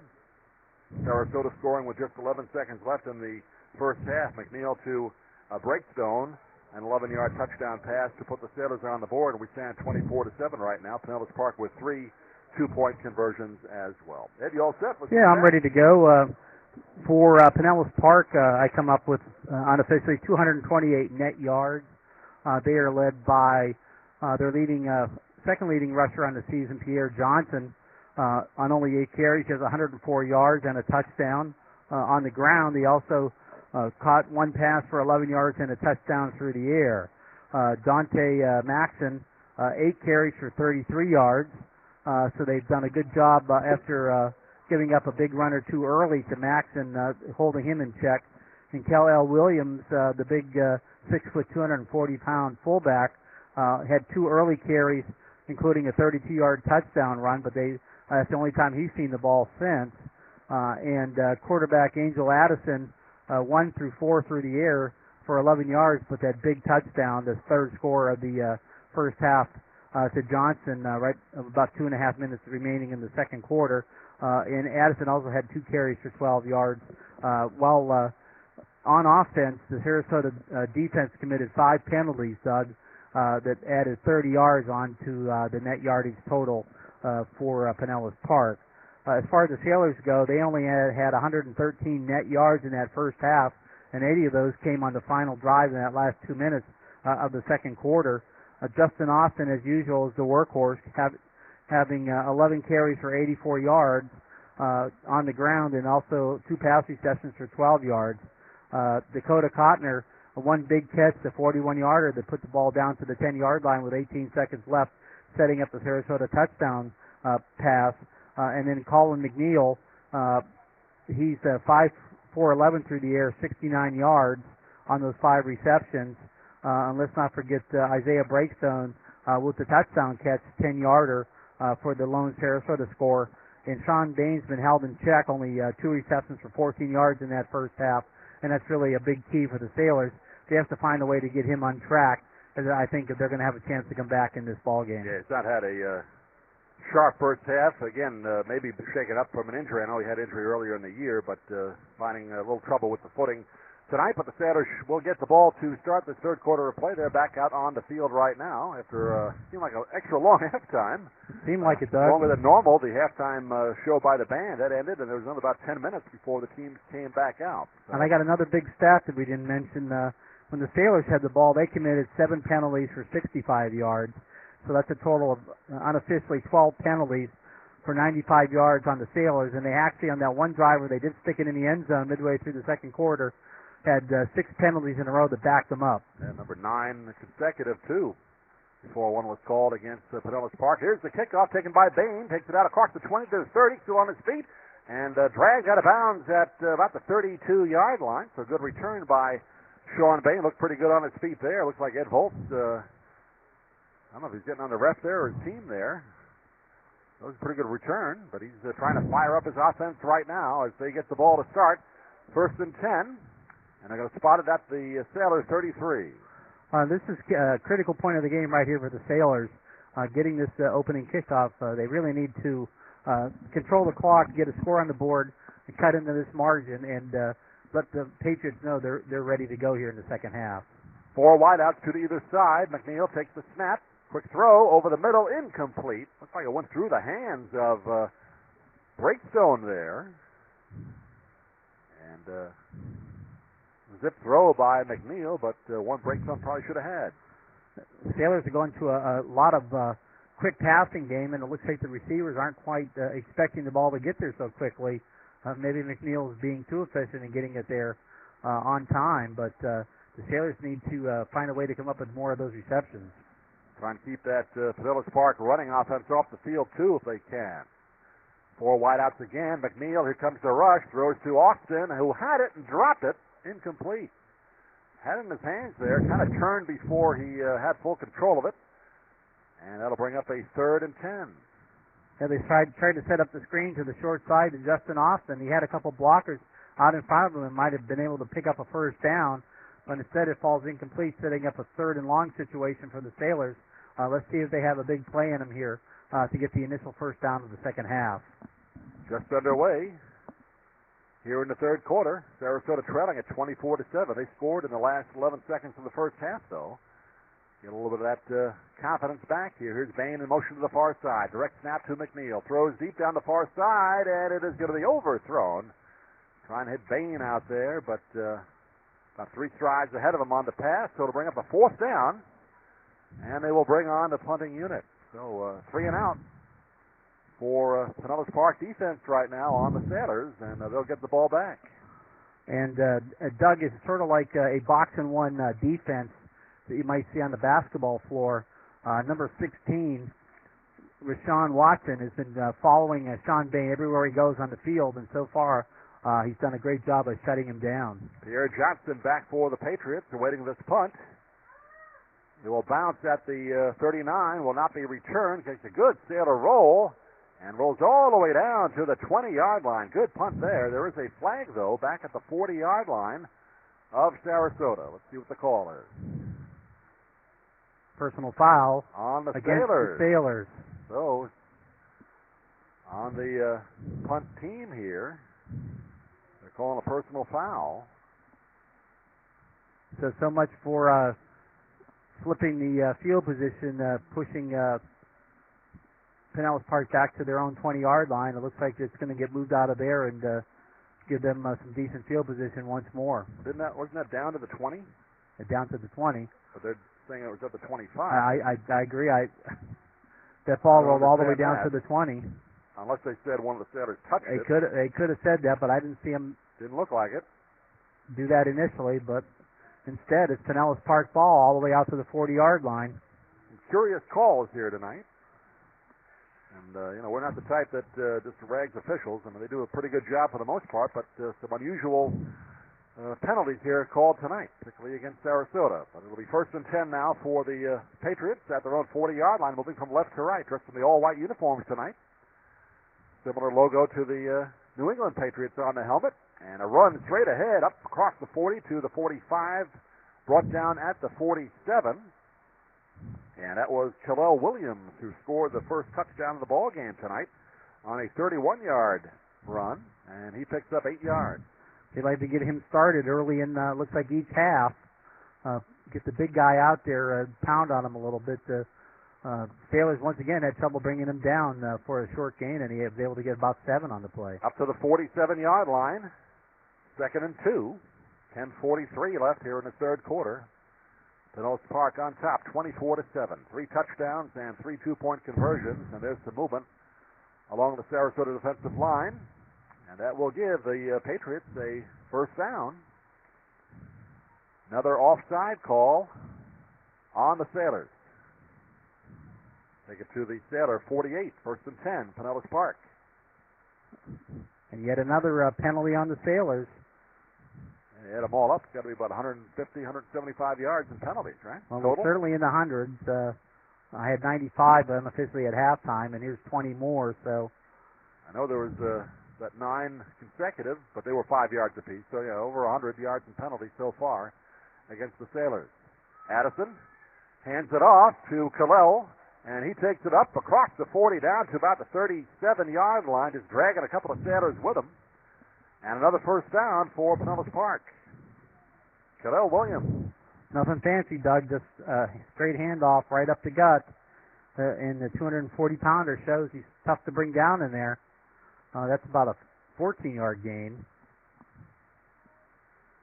A great first down carry for Pinellas Park. Spotted at the 36 of Sarasota. As we move under the 10-minute mark here in the third quarter, ball on the near hash mark. Split backfield, one wide out to the near side. Here's a pitch back. And the fullback, nothing doing there. Good job by the Sailors getting in there. 3 of them converge on Oski Calhoun. He scored a touchdown tonight. And that was good penetration into the backfield by Silas Jones. He was able to get in there low and grab the feet on the running back, and before he was joined up by a couple of his partners out there to throw Calhoun for no gain, setting up second down for Pinellas Park. Not a touchdown, I'm sorry, a 2-pointer he scored earlier, Oski Calhoun.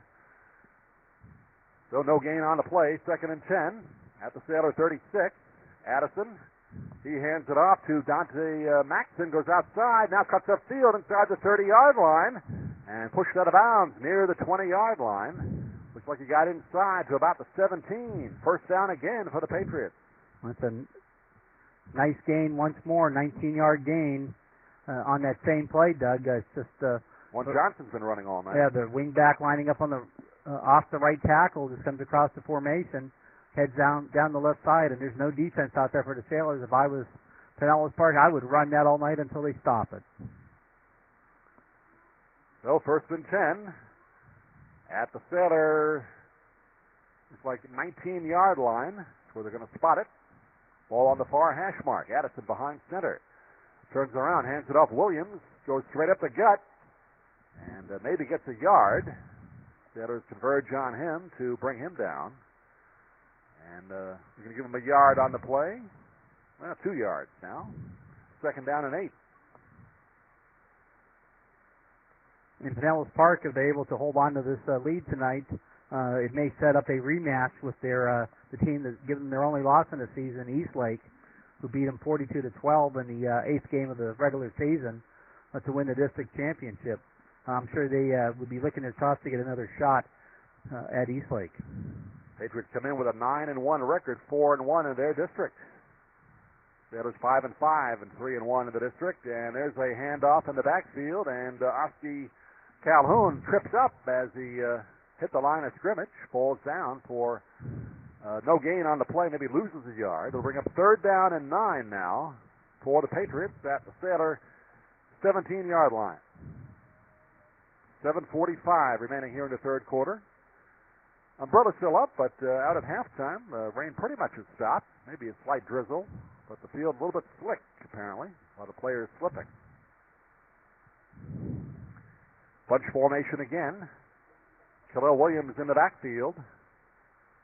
Addison turns around, takes the handoff, throws to the far corner of the end zone, incomplete. Trying to hit Marcellus Ware over there, but ball ahead of him by a stride or two, and it'll bring up a 4th down for the Patriots. And good pressure applied that time by number 12, Tony Esmond.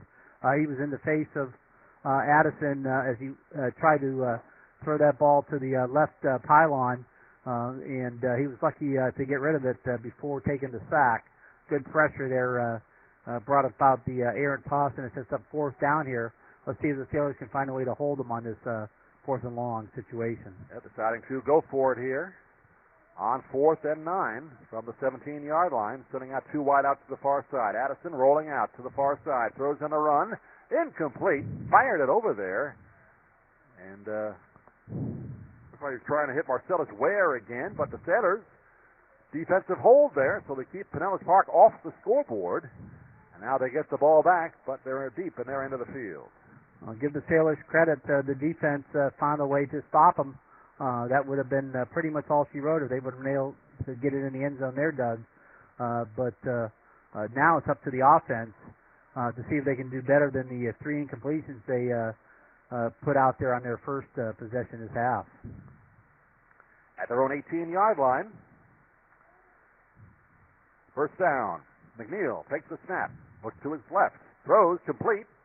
Out to the 25-yard line. Taken up to the 28-yard line. And that was Dakota Cotner who made that big play at the end of the first half to put the Sailors in position for the score. Cotner becoming a target since Pinellas Park has pretty much taken Sean Bain out of the offense so far this game. No huddle for the Sailors. Already snapping the ball. McNeil, and his pass is batted down, incomplete. And getting his hand on that one was Nick Hernandez, knocking that pass down from McNeil. It'll be second down and 10 now. Out at the 29-yard line for the Sailors. 6:57 left here in the third quarter. Not taking the water break anymore, Ed, midway through the quarters. They didn't do that in the first half. Guess they don't do that in the playoffs. Well, it is a little cooler tonight. Probably temperature all the way into 60s now by game time. McNeil sending out 3 wideouts. Going to hand it off to Austin, though. Break through the middle, and he is going to be grabbed from behind at the 32-yard line. Good job by Antonio Harris, really preventing a big gainer there by Austin. Harris has been all over the field defensively. A number of big plays in the middle of that Pinellas Park Patriot defense, and he was able to hold Austin there to a short gain after it looked like he had some room to run.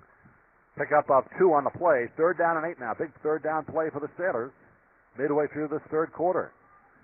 4 wideouts, 2 to either side. McNeil back to pass. Lofts the ball to the near side. It is almost a circus catch made by Dylan Cleveland, but unable to bring it in at the 40-yard line.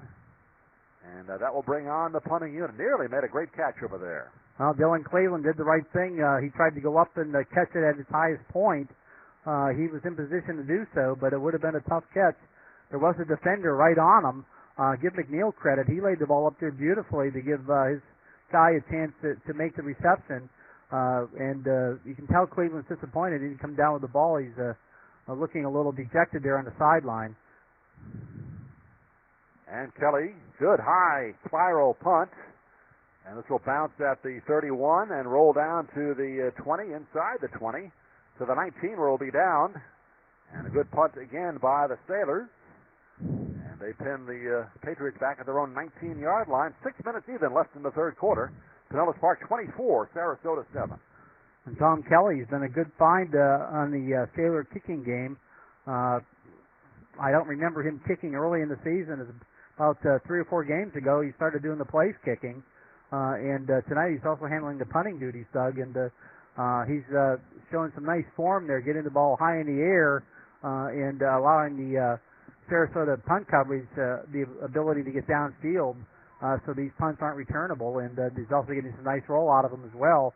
That flips the field position again like it did the first punt this half. Except this time there's no 15-yard penalty to move the ball out and give the Patriots better field position. And while we have a moment, the Florida High School Athletic Association recognizes its corporate partners who help make the FHSAA football championships possible. Team IP, the official merchandising company of the FHSAA, MF Athletic, everything track and field, Gatorade Thirst Quencher, is it in you? Pinch a Penny Pools, patios and spas, the perfect people for a perfect pool. Sports Authority, your football authority. Field Turf, Florida Virtual School, C2Cschools.com, the place for all of your game scores, stats, schedules, game directions, and more.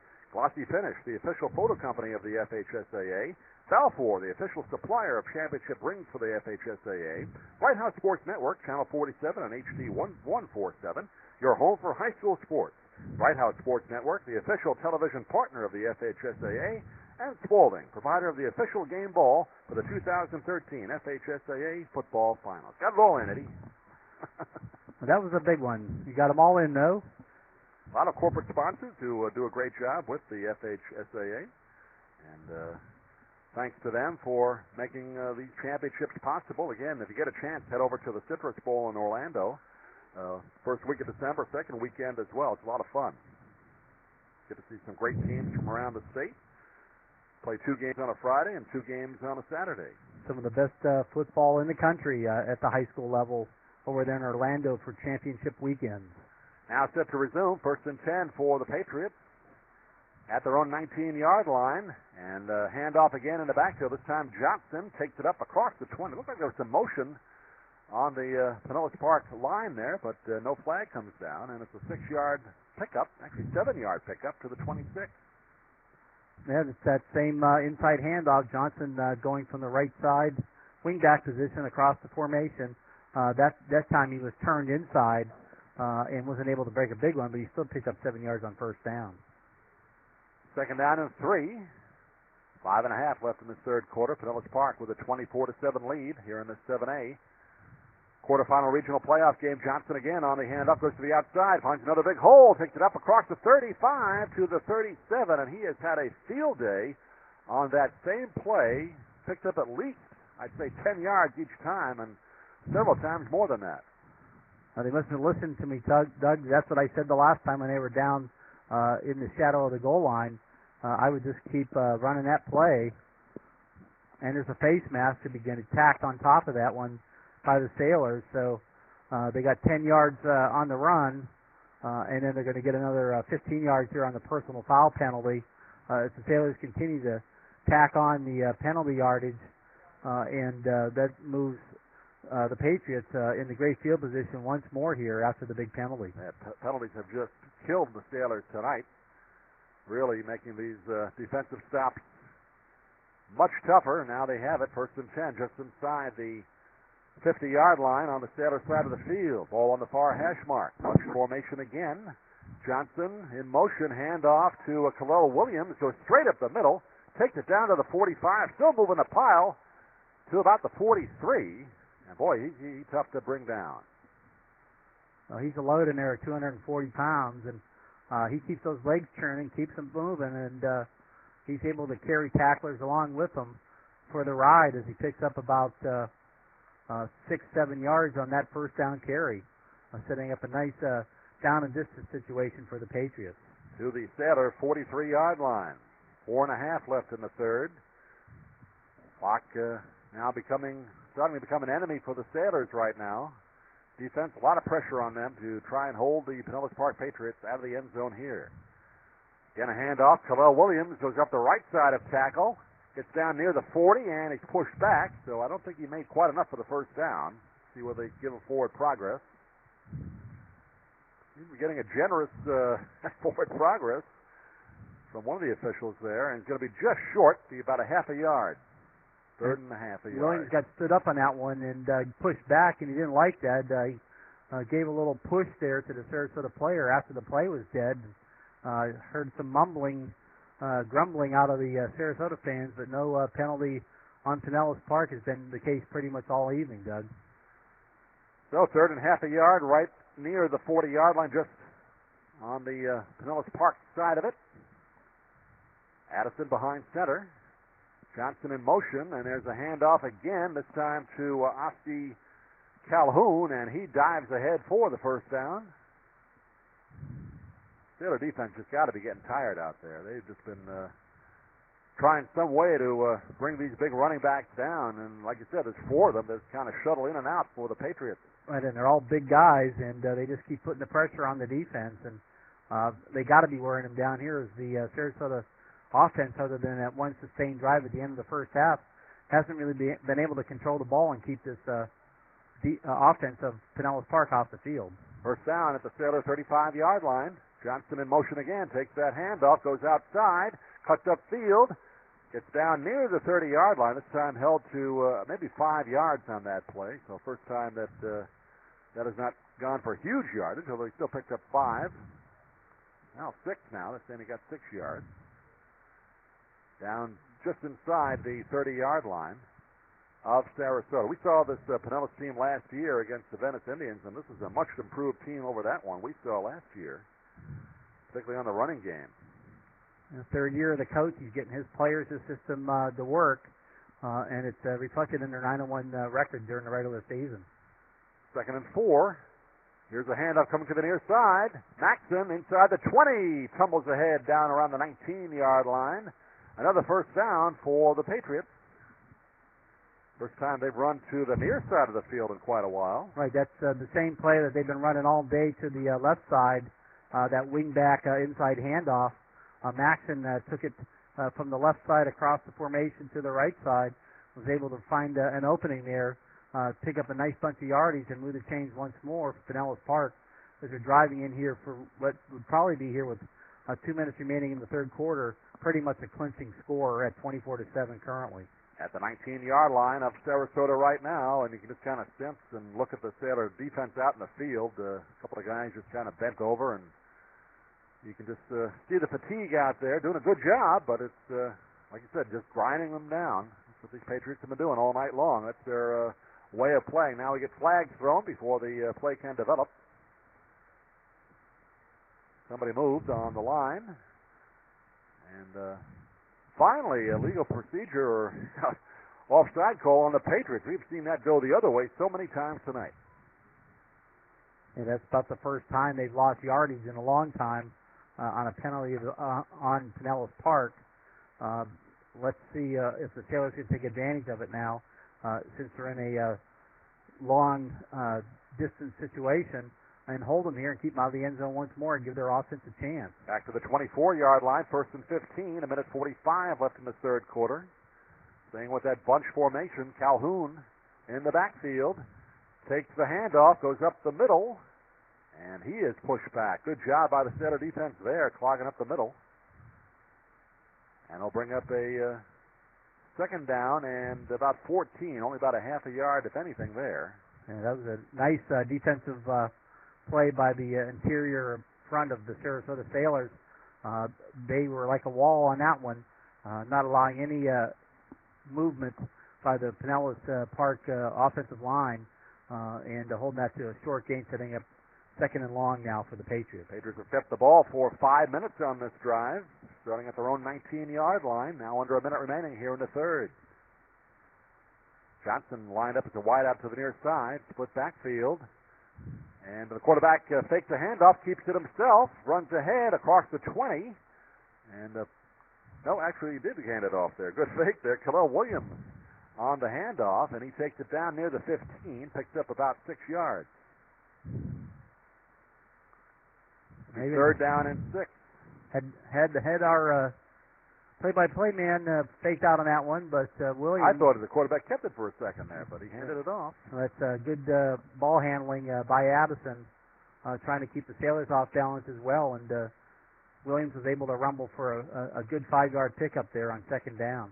Clock down to 12 seconds. They'll get it off here. Looks like they're going to get it off. Addison behind center with 6 seconds. Gets the snap away with 5. Khalil Williams again going up the left side, down near the goal line, and brought down inside the 5.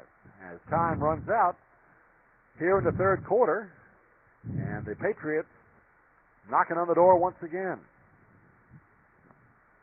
It looked like about a 7-yard gain there. It looks like it's going to be enough to move the chains, and that'll give Pinellas Park a first and goal situation here.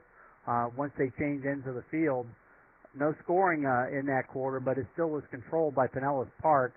They had a 46-yard drive on their first attempt here in the third quarter, and they've been able to move the ball from their own 31-yard line inside the 10-yard line here of the Sailors on that second drive as they get ready to go in for what might be the clinching score, with the Sailors trailing here 24-7 after 3. Football fans, the best games are yet to be played. Make plans to attend the 2013 FHSAA Football Finals hosted by the Central Florida Sports Commission, City of Orlando, and Edgewater High School. The intense action takes place at the Citrus Bowl in Orlando with championship games on December 6th and 7th. Also the following weekend on December 13th and 14th. Admission to each game is $12. Come out and watch the best in Florida high school football play. Visit the FHSAA website at fhsaa.org for more information. And for the latest news about Florida high school sports, including results of all rounds in the 2013 FHSAA Football Championship. Visit FHSAA.org, the official website of the Florida High School Athletic Association. That's FHSAA.org. Catch live and on-demand postseason coverage of Florida high school sports at FHSAAsports.com. Brought to you by Play On Sports, the official online partner of the FHSAA. Team switching ends right now. First and goal at the 9-yard line. There's Khalil Williams, gets down inside the 5. And that must have been a penalty on that last one, Ed, because didn't he get down inside the 5 on the last one? No, I think he just got inside the 10. All right. So that was right. I thought he was a bit closer, but now he gets to the 4. Second and goal. Just underway, fourth quarter. They're getting 5 yards on that situation. If on the 9-yard line, that's a great gain on first down. And that gives the Patriots 3 cracks at it here from the 4-yard line to try to get into the end zone. And Oski Calhoun in the backfield along with Williams. Addison pitches it to Calhoun. And a good job getting inside there to bring him down for no gain on the play. Trying to go off the right side of tackle there. And bring up a third down and goal from the 4. That was a good surge by the Sarasota defensive front. Looks like Silas Jones got in there. Holding that to a very short gain, if any, setting up third down now for the Patriots. Patriots got the ball with 6 minutes left in the third quarter. They've had it 6 minutes, and now another minute and 20 here in the fourth. So a very long, extended drive for the Patriots, taking a lot of time off the clock. Addison, behind center, turns around, hands it off. And Maxson cannot cut upfield. Good job again by the Sailors. 4 or 5 of them converge to bring Maxson out of bounds. Back at the 9. And that's the play that they've been effective with all night. The right wing back taking it across the formation around the left side. But there were 3 or 4 Sailors right there to throw them for a 5-yard loss, setting up a fourth down situation. Pinellas Park having trouble getting into the end zone this half, even though they've been able to drive it down the field. So fourth and goal from the 9-yard line. And the Patriots going to go for it. And they're going to take a timeout here. Talk this one over. Be a huge stop for the Sailors if they can get the ball back here, but they are in desperate need of touchdowns. Those 2-point conversions are going to make a difference tonight. Sailors going to need... There's 3 scores down instead of 2. In effect, yeah. It's in effect with the 24 points having 3 touchdowns, 3 extra points, and a field goal. So 17-point difference. You need 3 scores to win this game. And so even if Pinellas Park somehow is stopped here on fourth down, still a tall order for the Sailors. If I was them, I would go back to that 2-minute offense that they used effectively at the end of the first half and try to speed up the game from that perspective and see if they can get the long drive and use the out of bounds and keep the clock from running, because they're going to need 3 possessions in any event, even if they stop them here, to have an opportunity to win this game. Yeah, Pinellas Park, masters of using the clock and a lot of it. So Sailors first need to stop them here, and they really need a huge play somehow to break one, a big one. Get back in this game and try and give their coach maybe another game. But right now, a long way to go. Here's Addison rolling out to the far side. Now he's going to run with it. Gets to the 5, to the corner of the end zone, and he's in for the score. Really untouched over there as he was looking for a receiver. Saw a big opening and just walked in for the touchdown. Yeah, they were in a definite passing formation. They had 2 backs lined up behind Addison as he was under center. And he just rolled out behind them, looking for one of his 2 receivers that he had split to the wide side. Nothing was there, so he just tucked it up and went right into the end zone, easily standing up for the touchdown, and a backbreaker there, Doug, for the Sailors. That's an 80-yard drive in 7 minutes and 42 seconds. Addison goes 9 yards for the touchdown, and another 2-point conversion try right here. Oski Calhoun and Khalil Williams in the backfield. One of those is going to try and run it in here, I would imagine. And now we get a whistle before the play develops. It's 30-7 right now.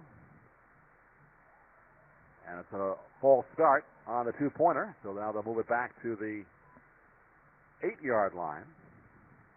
And you're right, Ed, that was a backbreaker there. Sailors, if they could have stopped them, get the ball back, you have a glimmer of hope. But right now it appears that be a one and done for Sarasota here in the playoffs.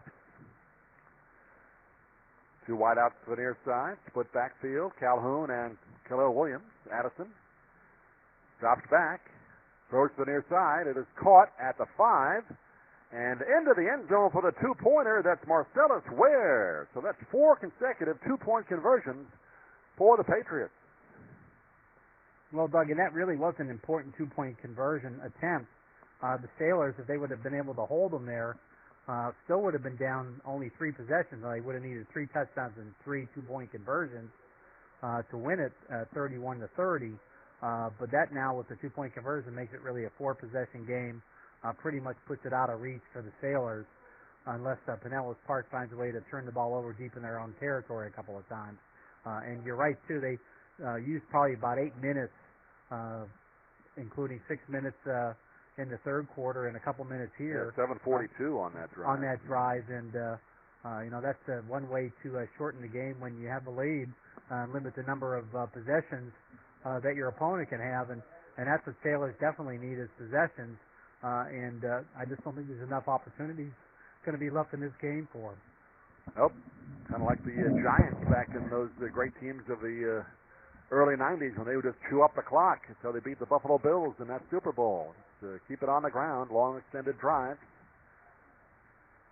Now a end-over-end kick can be fielded at the 10-yard line by Austin. Justin Austin on the return gets it up across the 20 to the 25. That's where he's going to be pushed back. And the Sailors will start there, 1st and 10, with 10 minutes and 10 seconds left here in the fourth quarter. Yeah, good coverage that time by Pinellas Park. They were able to not allow the Sailors to get any momentum there on that return, and they're going to have to start at their own 27-yard line, 73 yards from pay dirt, and 25 points behind the Pinellas Park Patriots. Palmetto or East Lake will be the opponent next week for the Patriots. In the 7A semifinals, Austin takes the handoff, goes up the middle, and takes it up to the 30-yard line, picks up about 3 on the play. 4 they're going to give us to the 31. And Ed Volz right now coming down to his final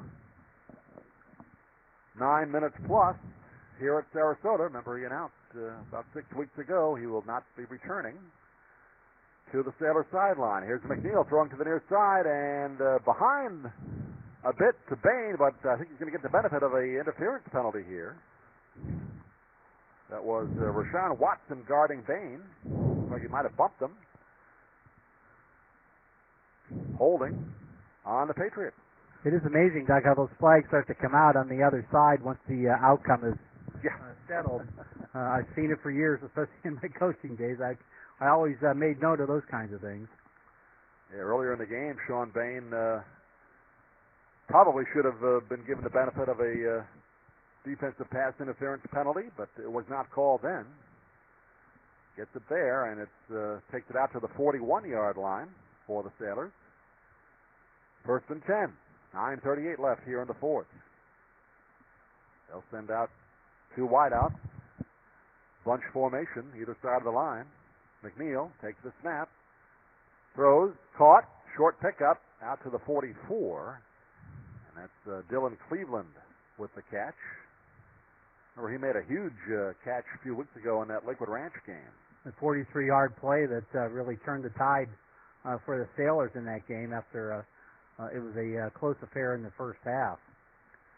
2nd down and 7 at the 43-yard line of the Sailors. McNeil takes the snap, rolls out to the far side. Looks like he wants to throw it. He does. He just kind of throws it away. Nobody really, well, there was a guy there. It was a lineman. But that ball is incomplete. And it'll be a 3rd down and 7. Yeah, that was well defensed by Pinellas Park on that play. Nowhere to go with the football. They smelled that screen out. So McNeil did the smart thing and just threw it away. Double wides again to either side. And a little motion again. Pinellas Park pointing to the Sailors. But it's going to go against the Patriots, though. They moved offside. So instead of a 3rd and 7, it'll be a 3rd and 2. Out at the 49-yard line. A little bit too late for the Sailors, but they're getting the benefit now of some penalties on the Patriots. Yeah, that's not going to make the Pinellas Park coach very happy as he's getting ready for his next round of the playoffs at this point. And off Austin up the middle, takes it across the 50-yard line, picks up the first down for Sarasota. But the clock continues to run. And Sailors really need to break a big one. But they're going to run out of time tonight. Double wides again to either side. Austin in the backfield. McNeil takes the snap. Lofts one down the near sideline, trying to hit Bain down on that fly pattern, but overthrows him by a couple of strides. No good. Incomplete. And there was Bain being shadowed again by number 16, Rashawn Watson. Watson fell on the play. And Bain was open, but the McNeil still couldn't hit him. That time he didn't put any air under that pass and sort of just rifled it out there. Falls incomplete. That was probably the best opportunity the Sailors have had to hit the long play to Bain, but they couldn't pull it off. 2nd and 10 from the Pinellas Park 48-yard line. McNeil back to pass again. Here comes the rush. Little screen pass set up and overthrows. Looked like he was trying to hit Dakota Cotner there. Incomplete. Yeah, that's that screen pass they like where the wide receiver comes in. He tries to get in behind the offensive lineman, and they take off on the wide receiver screen, but the pass was too high. Lucky that wasn't intercepted, but it falls incomplete, setting up a 3rd and long situation for the Sailors. At the Pinellas Park, 47. Been a long night for the Sailor offense, longer night for the defense. Been out in the field a long time tonight. McNeil takes the snap. Here comes the rush. Look out. Eludes one tackle. Now he gets a good block, gets rid of the ball, throws complete to Dylan Cleveland at the 40, and near the first down marker. Good job by McNeil to elude the sack and found Cleveland. See if he gets enough of the first down. Right up the chain. Going to be short by about half a yard. Just short. 4th and less than 1. Excellent maneuvering back there by McNeil to avoid the rush. And give Cleveland credit for working his way back to get that pass. McNeil hands off Austin and takes it up the middle. Good enough for the first down. Down near the 35-yard line. He didn't spot it at the 36. He didn't get a lot there, but it was enough to move the chains. 1st and 10. Down to 7:35 though remaining here in the 4th. McNeil takes the snap. Throws. It is juggled and incomplete. That was Breakstone. Had it for a second at the 30, but felt the footsteps. A couple of Patriots right around him. Couldn't hang on. Yeah, he was pretty much bracketed right there. He would have, definitely been hammered had he hauled that one in. But instead it falls incomplete, setting up 2nd down now for the Sailors. 7:28 remaining in the game. Give the Sailors credit. They're trying to at least get another score on the board and not quit on this game and on Coach Bowles in his final game, it looks like, for the Sarasota Sailors.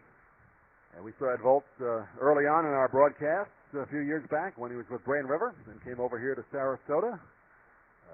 Really was given the task of kind of rebuilding a team after Bob Perkins left.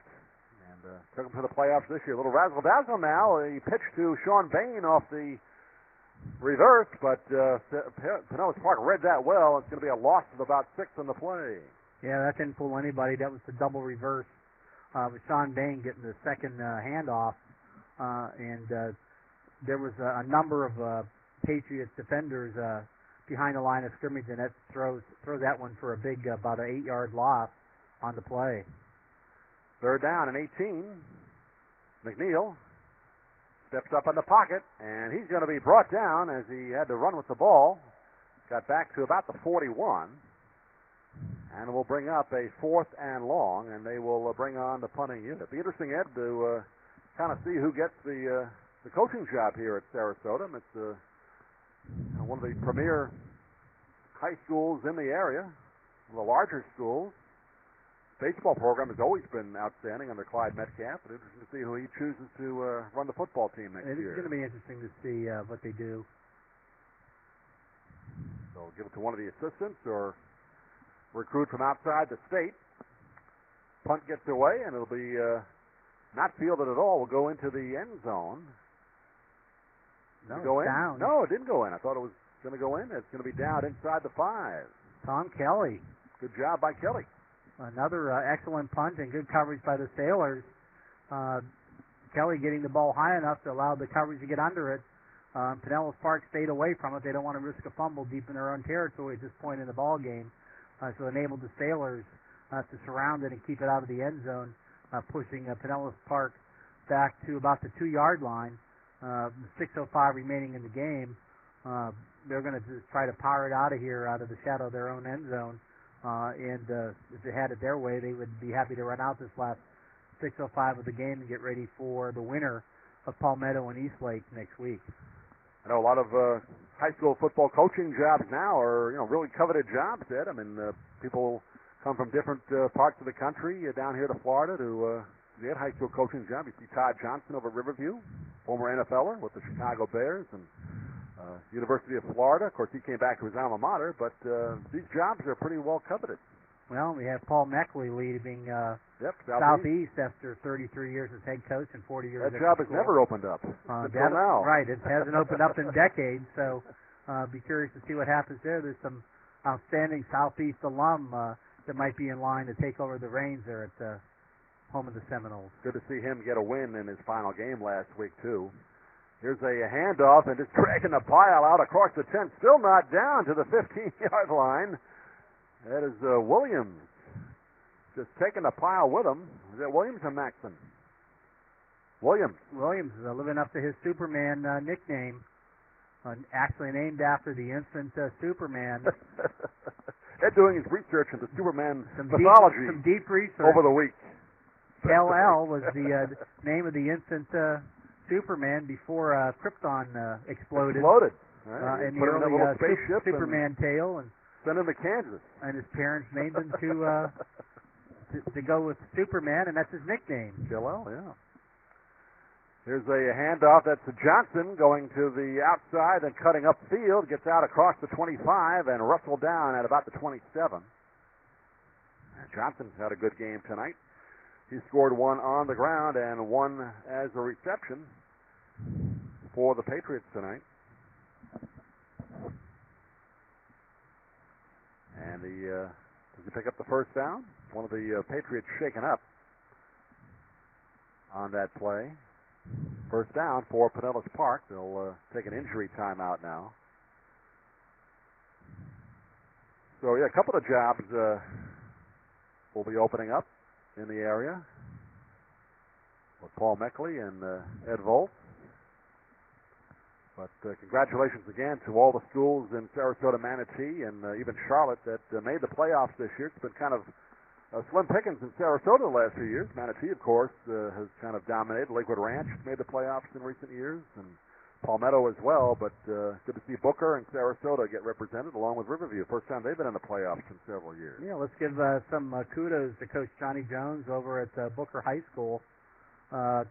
Started out with a early season first game of the year blowout to this Sarasota team, 49-18, and they were able to get it together.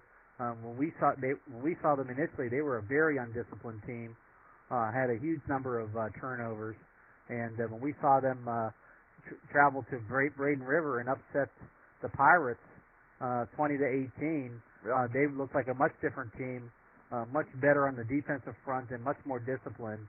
And, of course, let's not forget Marlon Mack, UCLA-bound player, rushed for over 1,400 yards this season.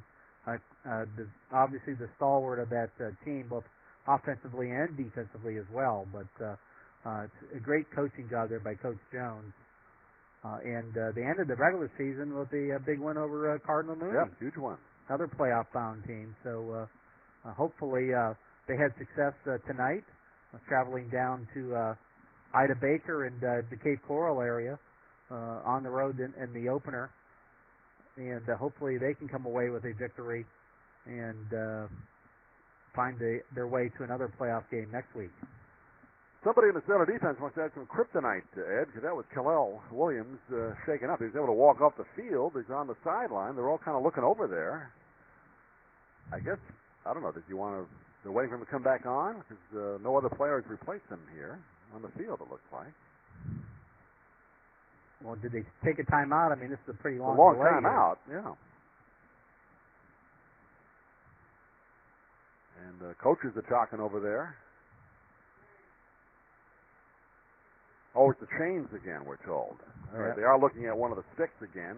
That happened early in the ball game. And they're having stick trouble tonight. Yeah, if sometimes that chain will get kinked up there, wrapped around the bottom of the stick. They're moving them a lot tonight for Pinellas Park. Yeah, that's true, Doug. They need to grease them up a little bit to keep them moving for the Patriots tonight. But thinking back to Booker, when we did the Hardy and Southeast game a few weeks ago, the guy covering the game from Hardy said that the team they feared most was Booker. Gave him a tough game. I think they lost 10-0 to him, and Hardy was dominant over Southeast. So if Booker's able to come away with a win tonight and Hardy wins as expected, those two teams will meet up again next week in the playoffs. Yeah, a great matchup. Here's the handoff to Jaleel Kraft, get his first chance on the ball, and he takes it up across the 30 to the 31, and he picks up 6 yards on that carry. As we move under the 5-minute mark remaining here in the ball game. Not as big a crowd as we expected tonight, but the fans that came here got to see something they hadn't seen in a while, and maybe point to next year. Hope the team can continue to build up and get back into the playoffs again next season. Of course, a good season nonetheless, winning the district, 7A District 10, outright with a 3-1 district record. 2nd and 4. Here's a handoff to Johnson. Up the middle, breaks a big hole, and takes that across the 45, brought down at the 48-yard line. That was actually Alonzo McCray on the carry, as the Pinellas Park sends in some of their second-string runners.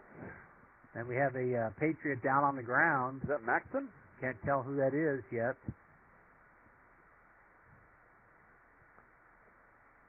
On his back.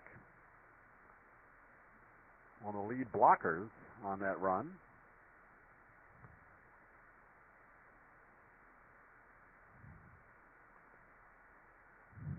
And try and get a number for you in a second. 9, right? That's what it looks That's like. the quarterback, Addison. Addison. And he is looking like he's favoring a shoulder. That's not what Pinellas Park wants to see here. Hopefully it's just maybe the wind knocked out, but late in this game. He's not limping, so it looks like the wind to me. Hopefully that's all it is. Laying there. Looks like he took a helmet to the stomach. Mitch Grondin, the only other quarterback that has attempted a pass this year. Let's see if he's in there. Number 7. Yep. Mitch Grondin, Jr., comes in the ball game. 1st and 10 for Pinellas Park as Jaleel Kraft takes the handoff, gets inside the 45 of Sarasota. There is a flag thrown right at the line of scrimmage, and this will probably come back.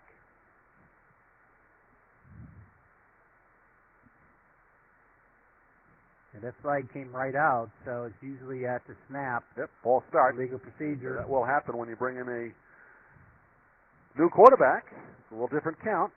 Cadence is a little bit different, and it looks like the wide receiver must have moved right there in front of the referee. But at this point, Pinellas Park, they just want to run the clock out here. Under 4 minutes left. Get on the bus, get back to St. Pete, and prepare for week 2 in the playoffs. Somebody will look up on their telephone and let them know who won and where they're going to go. And certainly they want to get this clock run and get out of here without any more injuries, especially the starters. Grondin behind center. Little pitch. And it's Alonzo McCray. And McCray takes it up the middle, out to about the 49-yard line. And close to a first down. That's not a first down, I'm sorry. Close to the original line. The original line of scrimmage, right. They had the penalty there. It's got about 6 yards about on that 6 carry. yards. To the Pinellas Park 48. Well, Pinellas Park scored on their first possession. That kind of set the tone. Terrell Williams capped it off with a 31-yard touchdown run after a 72-yard drive. And then on the next possession after an interception, Pierre Johnson, an 11-yard touchdown run. That was pretty much it. 4 consecutive two-point conversions as well. As Oski Calhoun takes the handoff, doesn't pick up anything there, and it'll be a 3rd and 8. Yeah, you got stuffed on that one. Good defense by the Sailors. Unfortunately, it's too little, too late. As the clock's now nearing the 2.5-minute mark here in the game, and Pinellas Park, Doug, no hurry to get a snap off here. They're just trying to run out the clock and get out of here with a win. Again, staying in that bunched formation. Something Kenny Crawford just will stick with. It's been very successful since he's been the head coach. This is his 3rd season and 3 straight trips to the postseason for the Patriots. And again, a handoff that time to Marcellus Ware, and picks up maybe half a yard. It'll bring up 4th down. And I think Marcellus Ware was the recipient of a little bit of Sailor frustration. Near the water bottles over there. On that play, as there about 4 Sailors got in on that tackle. Pretty much no gain on the play, setting up 4th down here. Let's see if they're going to punt it away. Shakari Dunbar came off the field after that last play, limping a bit, so you hate to see anybody get injured at any time, but particularly this part of the ball game when it's over. They're going to go for it here on 4th down. Now we get a whistle and a timeout going to be called by the Patriots. Just a minute 28 left. And they will head on to the semifinal round in District 7A and win their 10th ball game of the season. Sarasota will fall under 500, but really more importantly for the Sailors this year was that 3-game district winning streak after the coach told them he's not coming back, and fired up the team, and they played their best football of the year, notwithstanding last Friday night against Riverview. That game didn't really matter as far as postseason, but a good run there by the Sailors, and Ed Volz has got to feel pretty pleased by the way his team responded. Hey, when he made that announcement. And you have 2 Charlotte County teams in the bottom half of this Region 3 draw. Port Charlotte tonight hosting O'Galley from Melbourne, and Charlotte traveling to Melbourne in the other game. So it's Melbourne and Charlotte County battling out in the lower half of this region. Yep. Always good football down there. We've been down there to the Shark Tank a couple of times over the years. And that is a short kick, goes out of bounds at the 30 of Sarasota. Going to say it's the 20, well, wherever they spot it, looks like the 31. And the Sailors will get one more try at it with a minute 18 left here in the ball game. And he had Mitch Grondin, the quarterback, line up and looked like a shotgun formation, and he tried just a quick kick it. It wasn't a very effective kick. Pinellas Park coming into the game had only punted 21 times on the entire season. So that tells you something that they're pretty good at that ball control game and getting field position. Now the Sailors have 118 to run out here as they end their season. McNeil takes the snap, throws to the far side, caught by Austin out to 37, gets up across the 40 near the 45. So that was not Austin, that was Dakota Cotner making another catch there. Cotner stepping up tonight, having himself a good game.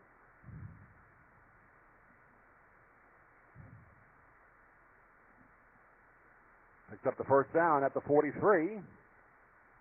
Handoff, Austin up the middle, and tripped up just shy of the 50-yard line.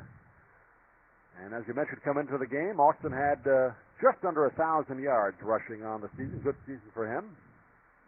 He had 1,179 yards on the Oh, he season. did. I had him for 900 something coming in. Well, your stats are better than mine, Ed. I got some misinformation from the newspapers. Don't trust the newspaper. At least the site I saw today. I won't say they're all wrong.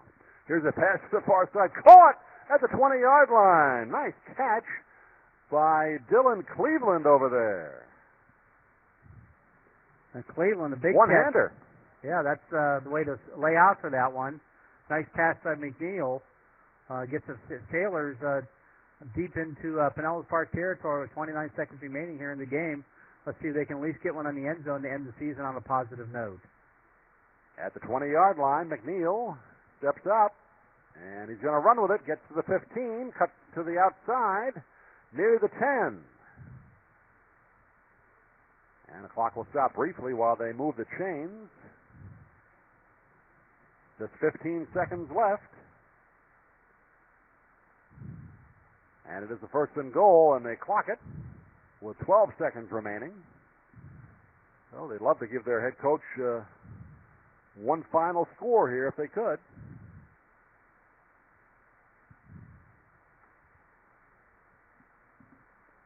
McNeil looking over at his head coach for the play. He'll send out 4 wide receivers. Takes the snap. Throws in the end zone. Ew, just a bit high for Breakstone. Couldn't haul it in. And they like Breakstone down in that goal line situation. He's a tall receiver. Plays on the inside on the slot. And he did have an opening there. Passed just a little bit too high. Breakstone unable to come down with it. 6 seconds remaining.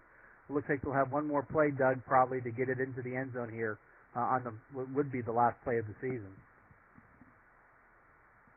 So the Pinellas Park fans on the opposite side of the field, they saw their team a dominating performance tonight, keeping it on the ground for the most part. They'll have a chance to see their team next Friday night advance to the semifinal round. Here's McNeil. Bain in motion.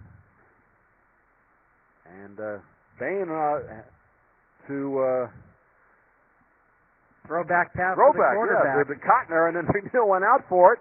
And the pass was thrown low, incomplete, and that's your ball game. Boy, that confused me there. I didn't expect that play. The old quarterback throwback pass. Everybody's got that in the playbook. He was open. They would have hit him, but the pass was way short. Falls incomplete, and that's pretty much sums up the Sarasota season. Comes up short, Doug, here in this playoff game, 32-7 to the Pinellas Park Patriots. We were wondering if the game was going to be won on paper or on the field, and the Patriots showed they win both. Maybe they didn't quite have the 440 yards rushing that they averaged during the regular season, but they had more than enough to handle the Sarasota Sailors tonight, 32-7. And always a good scene to see when both teams do like they do in hockey after the playoffs, shake hands at midfield. That's what they're doing right now. But congratulations to Kenny Crawford and his staff with Pinellas Park. Very impressive performance tonight, keeping it on the ground and defeating Sarasota tonight, 32-7 for the quarterfinal round of the 7A District 10 playoffs, and they will advance to the semifinals next week against either Palmetto or East Lake. Sarasota wraps up their season with a loss in the playoffs, but kind of unexpected, Ed, in a sense. You always want to go into a season thinking you're going to make the postseason, but after some rough games against Manatee and Venice and some tough losses along the way, they put it together in the district schedule, win 3 out of 4 there, make the playoffs, win the district, and send Ed Volz out on a relatively high note. Well, they did something that no Sarasota team has done for 6 years, and you got to give the Sailors some credit for that. And whether it was Ed Volz announcing that he was leaving or whatever, I think as much of it was the fact that they got healthy at the right time in the meat of the district schedule, and they played some tough games. And probably the high point of the season was their upset win on the road at Palmetto. The week after we saw Palmetto dismantle Lakewood Ranch, and we thought Sarasota was going to have a big heap of trouble trying to knock off the Tigers on their home field. But that probably was the peak, and then they were able to come and back that up with a win here against Lakewood Ranch to clinch the district title a couple weeks ago. So you got to give the boys a lot of credit. They did turn around what could have been another disappointing season. They did end up 500 on the regular season.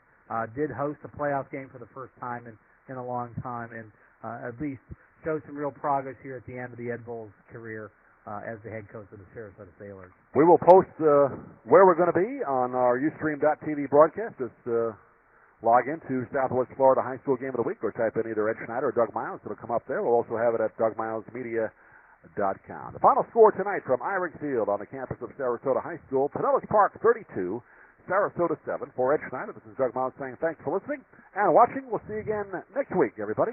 Good night.